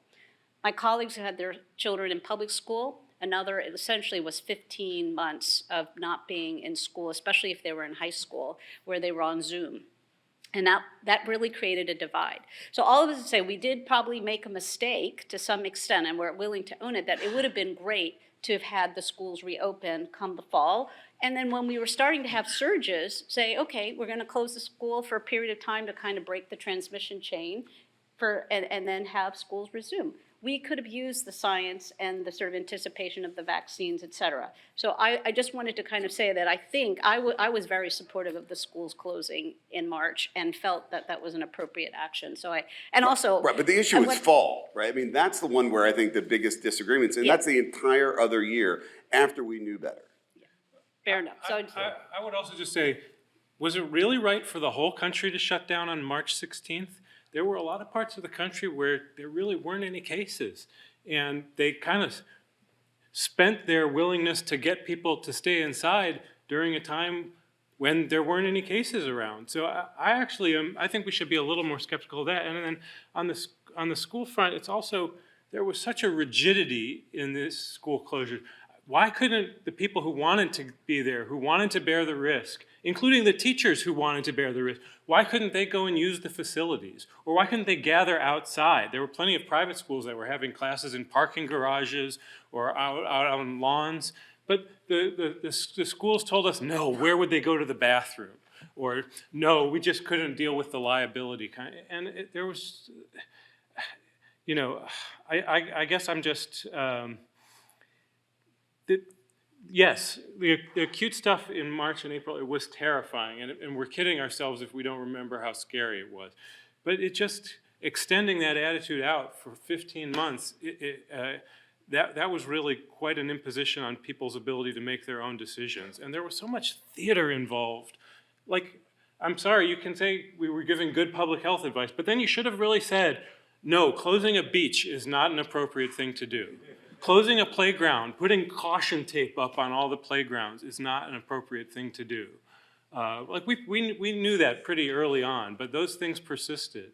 And that really diminishes people's willingness to sort of accept that it's all in good faith, because it starts to feel like, oh, well, we're managing you in ways that show that we don't really trust your ability to process any information.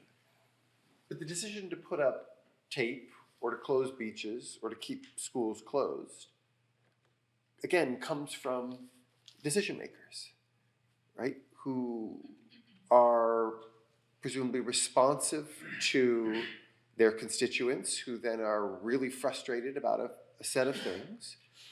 And so when we think about both where to lay blame, but also where to look for a corrective, don't we need to bring in a broader constellation then of actors, be they other unions or organized interests or our collective decision-making bodies as they're currently constituted, and then maybe we need to rethink how they're constituted in order to do these things that when we look back on, I mean, I could feel your frustration. I feel it myself about some things that were done. You think, how could we possibly have?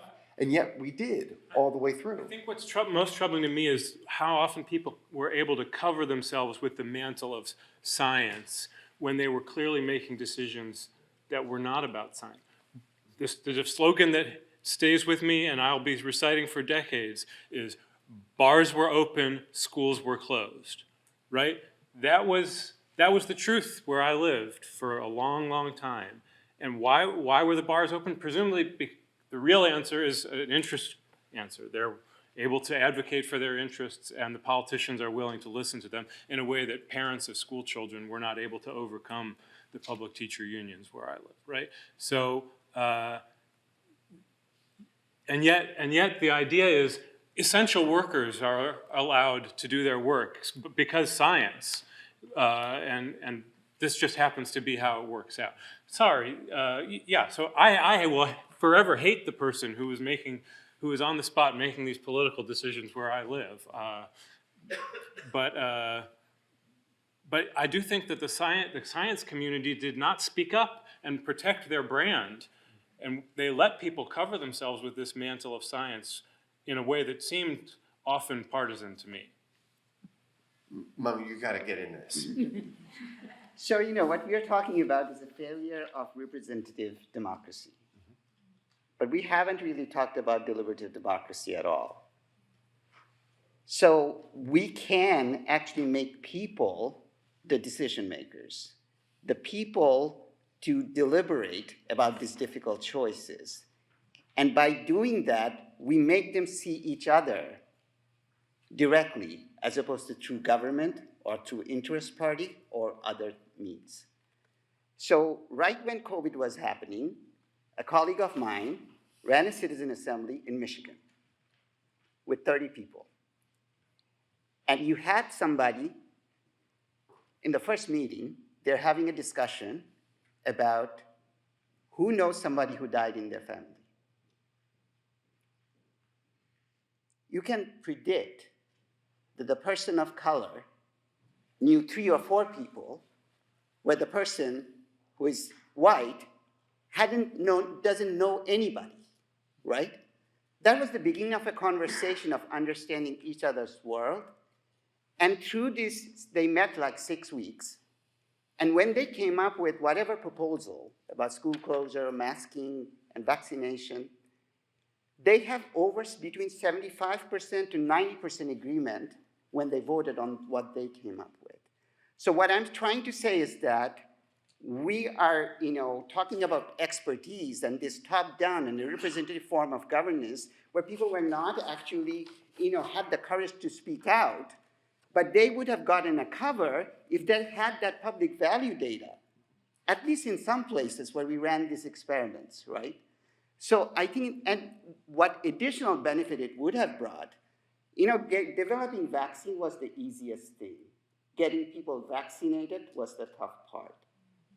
Who would know that it was easier to get certain segments of the population vaccinated at barbershops than on CVS? That's the living knowledge that exists at the front line. So we have no way, there's no paper on it when you're actually having to make decisions, but how do you empower this front line where people who know the living knowledge and then the lived knowledge? So there is a value proposition here about actually asking the public or finding a way of engaging them in this.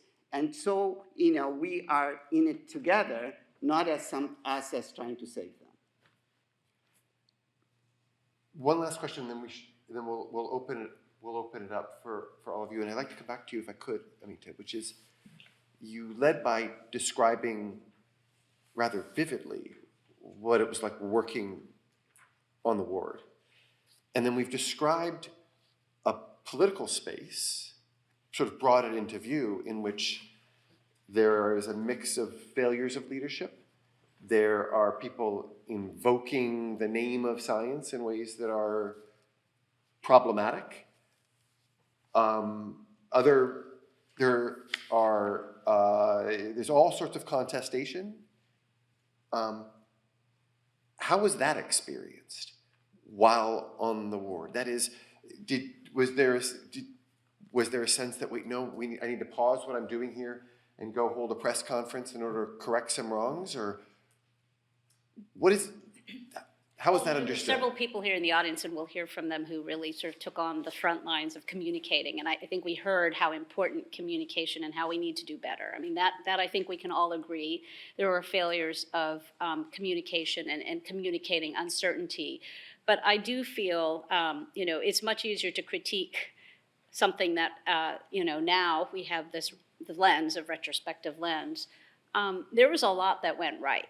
And so I think it's easy to focus on the stuff that didn't go right and be really angry and upset about that. And of course, we're paying the price for that, because there's a group that feel this really was the biggest failure in the United States, the way we handled the COVID pandemic. And there are many of us who feel this was an incredible science. In 11 months, after 20 years of investing our public money with NIH, we were able to make a vaccine in record-breaking time, and 100 million doses in the first 100 days of Biden's administration was administered. So we were also able to get a lot of people vaccinated, and other countries did it even with more spectacularly.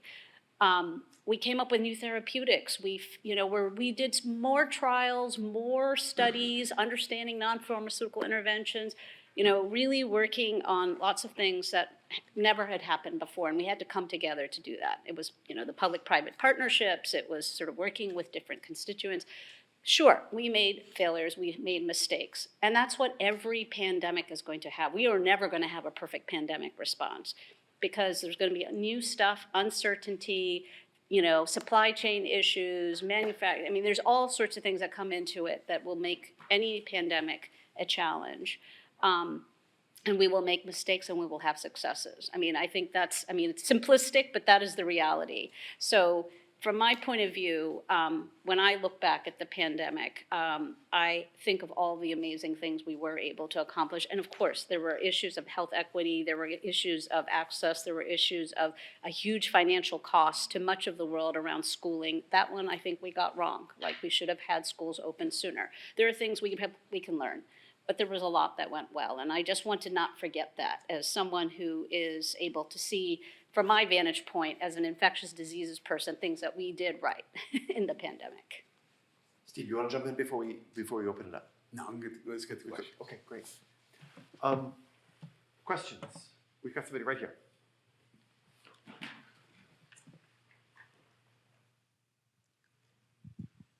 Thank you. So I had an ethics question, which is why I really wanted to answer it when Dr. Klaus was on the panel. But during COVID, I was taking my last year, taking classes at the Berman Institute of Bioethics. And I feel like there's a big veil that was put on during COVID and is also on right now. And that veil is visibility, but also what is the true ethics behind everything we do. And so my question really is, from the pandemic, what has that shown to us about the true ethical principles that characterize our institutions and our government systems? Who is invisible? Why is that? And why are they still invisible? We've got a question about the role of ethics, and in particular, I think you're giving ethics is big and broad category. You're also pointing in particular to the visibility of some people, but not to others. Yeah, and how that plays in our politics. I'll take that. I mean, in a way, I think it's to some of what we were talking about before.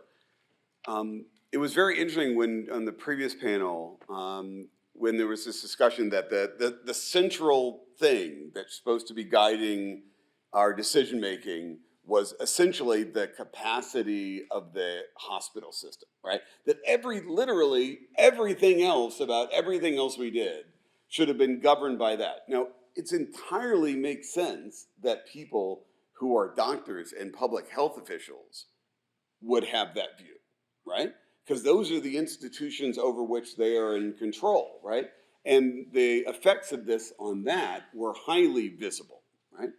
The really diffuse effects, right? The diffuse long-term effects, the effects on children not being educated for a very long time, including public health effects, right? those were mostly not visible, right? Because for, again, classic reasons we teach in 101 political science, right? Those are diffuse, largely unorganized interests. And diffuse, largely organized interests mostly don't communicate. This is a point they make in the book very strongly. Essential workers, which is the thing that we gave them some loose honor while not doing anything much for them and making them right. They were mostly invisible, right? And again, whereas others were, and I think that fact about the COVID response ought to really give us pause that in some ways precisely the one group that ought to be able to speak for diffuse interests are academics, right? That should be our job, our vocation. I think of that as partially what we're trying to do with our new school of government, to say, look, there's plenty of people out there who are going to speak for very well-organized interests, like teachers, unions, or others, right? But who's going to speak for the very long-term, very diffuse interest? It would be good if political parties did that. They're the closest thing that can do that. But in the absence of that, experts have a role in doing that. And I think for reasons having to do with self-censorship and other kind of things, we mostly didn't perform that function.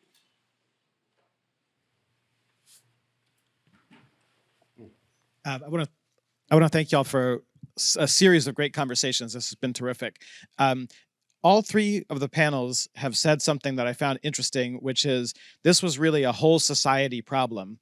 Who is it that studies whole society?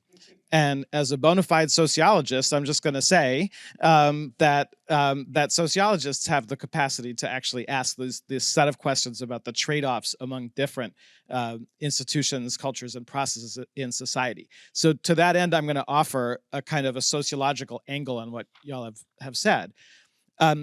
Someone mentioned that the pandemic hit on a very polarized society, which is true. It also hit on an extremely unequal society and an increasingly unequal society. And that has profound implications on how people can respond to what they're being asked to do.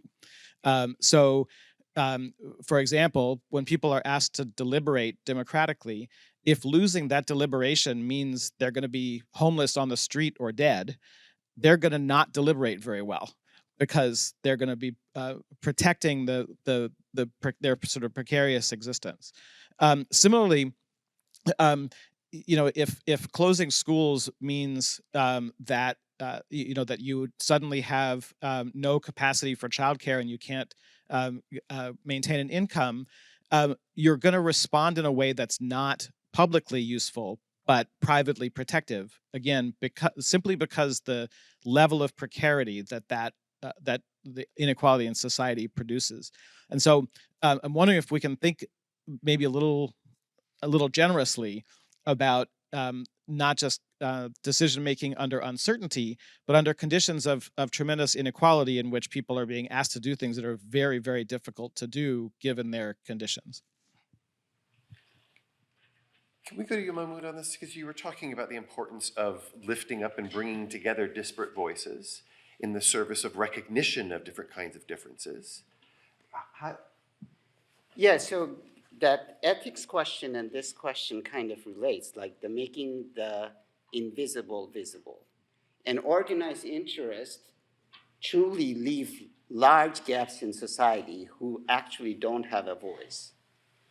But I do take some issue with academics becoming that voice because of the way, this is real data, because when we go lead with social science, sometimes we think that people have a virtue deficit if they don't actually see the way we see the universe. And there are a lot of times we can have disagreements on the problems, but agreements on the solutions. And that will not happen unless we actually figure out how to engage these folks who are left out of our political discourse. And for that, we need some mechanisms and recognition that they're important, especially in a whole of society kind of problems. It also shifts our attention to it being not just failures of leadership, by individuals, but this notion of mechanisms. This is a structural problem. This is about what are the institutions that we need to design that will facilitate the kind of lifting up, the kind of recognition that might be not just efficacious, but ethical. Plug for our school here too, which is then trying to think about institutional innovation anew, how we need to reconstitute our institutions. Right down here, yes. Thank you for a very stimulating discussion. Were there burdens that were borne unequally across society? Absolutely. But I cannot think of a single all of society crisis that made those inequalities better. And I think the notion that somehow the pandemic could have cured the inequalities that we have in our society, or that there were decisions that could have been made that would have greatly mitigated the unequal sacrifice that occurred, I would like to hear someone explain to me how they would have had that happen. Another thing I'll just mention briefly, in Texas, we had the expert vaccine allocation panel. We did a great job in prioritizing folks, and it worked smoothly because, among other things, we had 4 senior members of the legislature present. They saw the deliberations. They said these people know what they're doing, they know what they're talking about, and they care about their communities in the same way that I do. So there were successful ways in which to do it. And don't forget, we knew early on, it was predicted, you're going to have vaccines with a very low supply and a very high demand. And so how do you prioritize the folks that get it? Can I just agree with Andy on one point, which I rarely get the opportunity to do, so I'll do that now, which is, I mean, one thing that we know, and there's a great, really interesting young PhD at MIT doing work on the COVID response that basically showed that most European countries didn't have anywhere near the sort of the enormous response in things like, throwing out money, right? In part because they had pre-existing social insurance systems that were much stronger, right? And so, the old joke, we'll see whether, that Congress is only good at 2 things, which is doing nothing and overreacting. And that, I think, was sort of true in COVID, right? It either did nothing or it overreacted.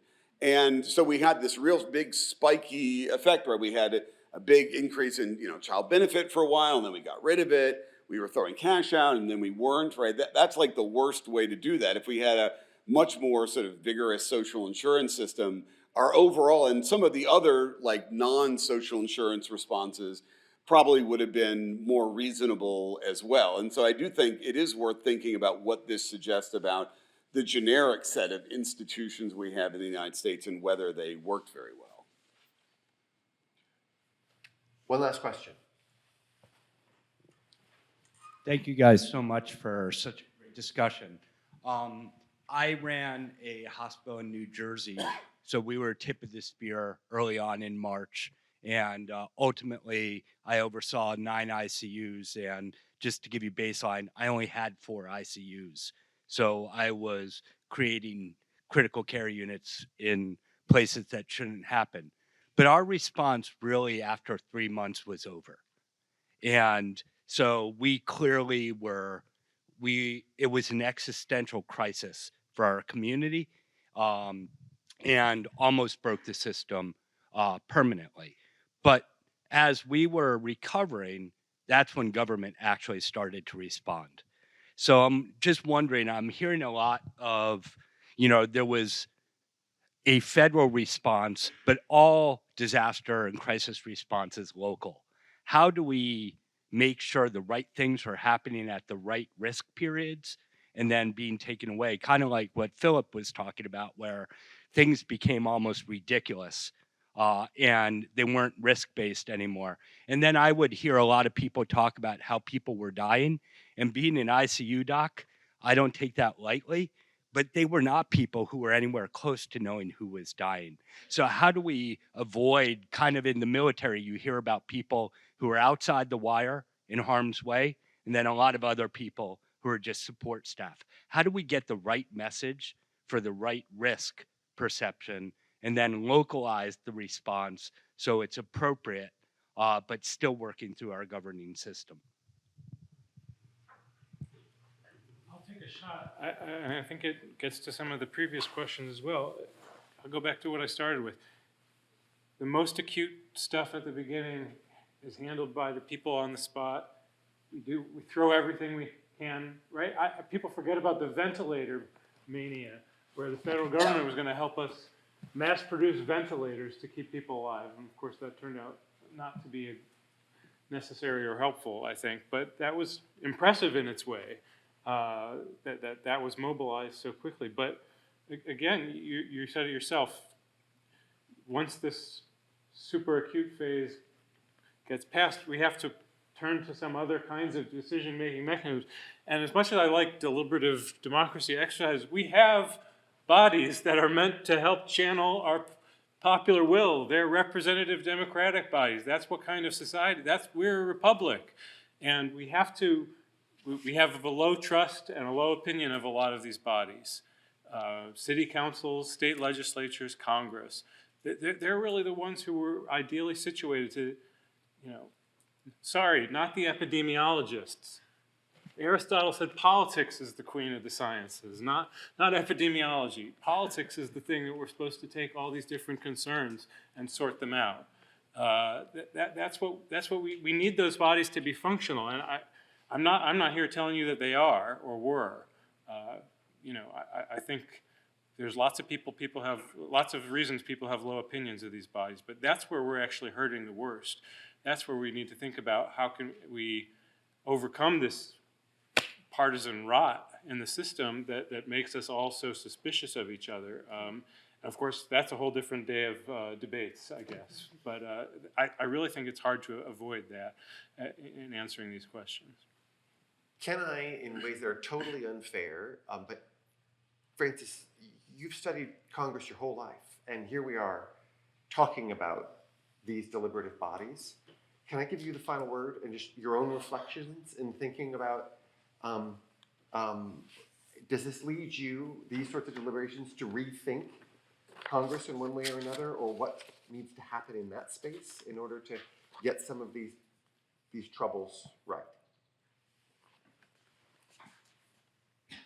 I don't think I'm going to get the troubles right, but one thought I would offer on this point is that legislatures being generalist bodies, not experts, taking input from their constituencies. This is the best we've got in terms of being able to channel all the different types of considerations that need to be brought to bear when we're considering a whole of society response.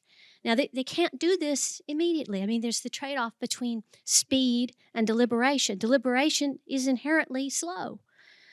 So there isn't a way to solve that except to acknowledge that in order to make decisions properly that do affect the whole of society, we cannot do that with narrow groups, experts, who live comfortable lives, who have very partial views, many of them representing organized interests in various ways.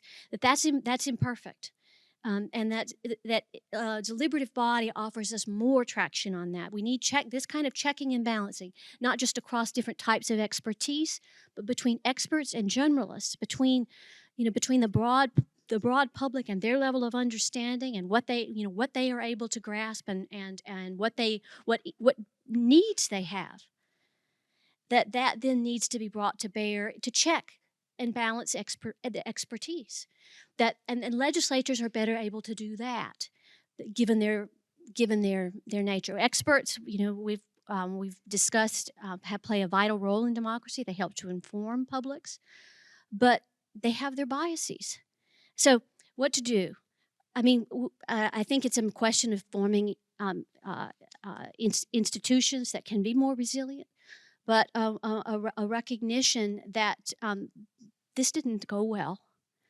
And that we need to learn from this, and then take on board, what our experience can teach us, and try to do better, and recognize that the legislature or that representative bodies have an essential role. That there's no single science to follow for governing the whole of society. And so, as we muddle through in a republic, we have to deliberate.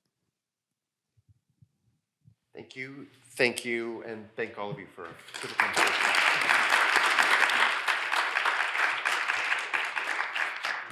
So Judd and I now stand in the way of the reception, so we will be brief, but I just wanted to say thank you to everyone for coming on behalf of AEI. Thank you in particular to Francis and Steve. Our moderators, Yuval, Lisa, and William, and all of our speakers. There are just a few people that I want to make sure I have a chance to thank, both at Johns Hopkins and at AEI in addition, so if you'll bear with me. At AEI, thanks in particular to President Robert Doar for his support and leadership and for taking the time to come and be with us today. Thanks also to Jenna Story and to Ben Story for all the work they've done on this larger initiative. I want to say a special thank you to Anna Monet Franz, who is really instrumental in helping bring this event together. So thank you. I know you worked very hard on this. Thanks also to Kate Beinkampen, Rachel Colligan, Julia Mansfield, and Drew Kirkpatrick. At Johns Hopkins, I'd like to say thank you to President Ron Daniels for helping make this entire partnership possible. I'd also like to thank Phil Spector, without whom this event would not have happened.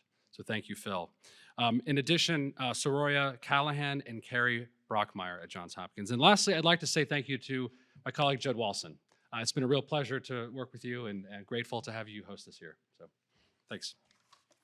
Thank you. And thank you to Tony as well, and to all of you for coming. I think this exceeded all of my expectations. As I said in the beginning, I think, whether we agree that things went right, went wrong, I think we all are here because we recognize our imperative is to do what's right, not to be right. And I was very struck by just the civility, the willingness to listen to different viewpoints. It's not that hard. And I hope that we can continue to do this. And thank you all for your attendance. And I look forward to seeing you just back where we were for coffee for the reception. Thank you all.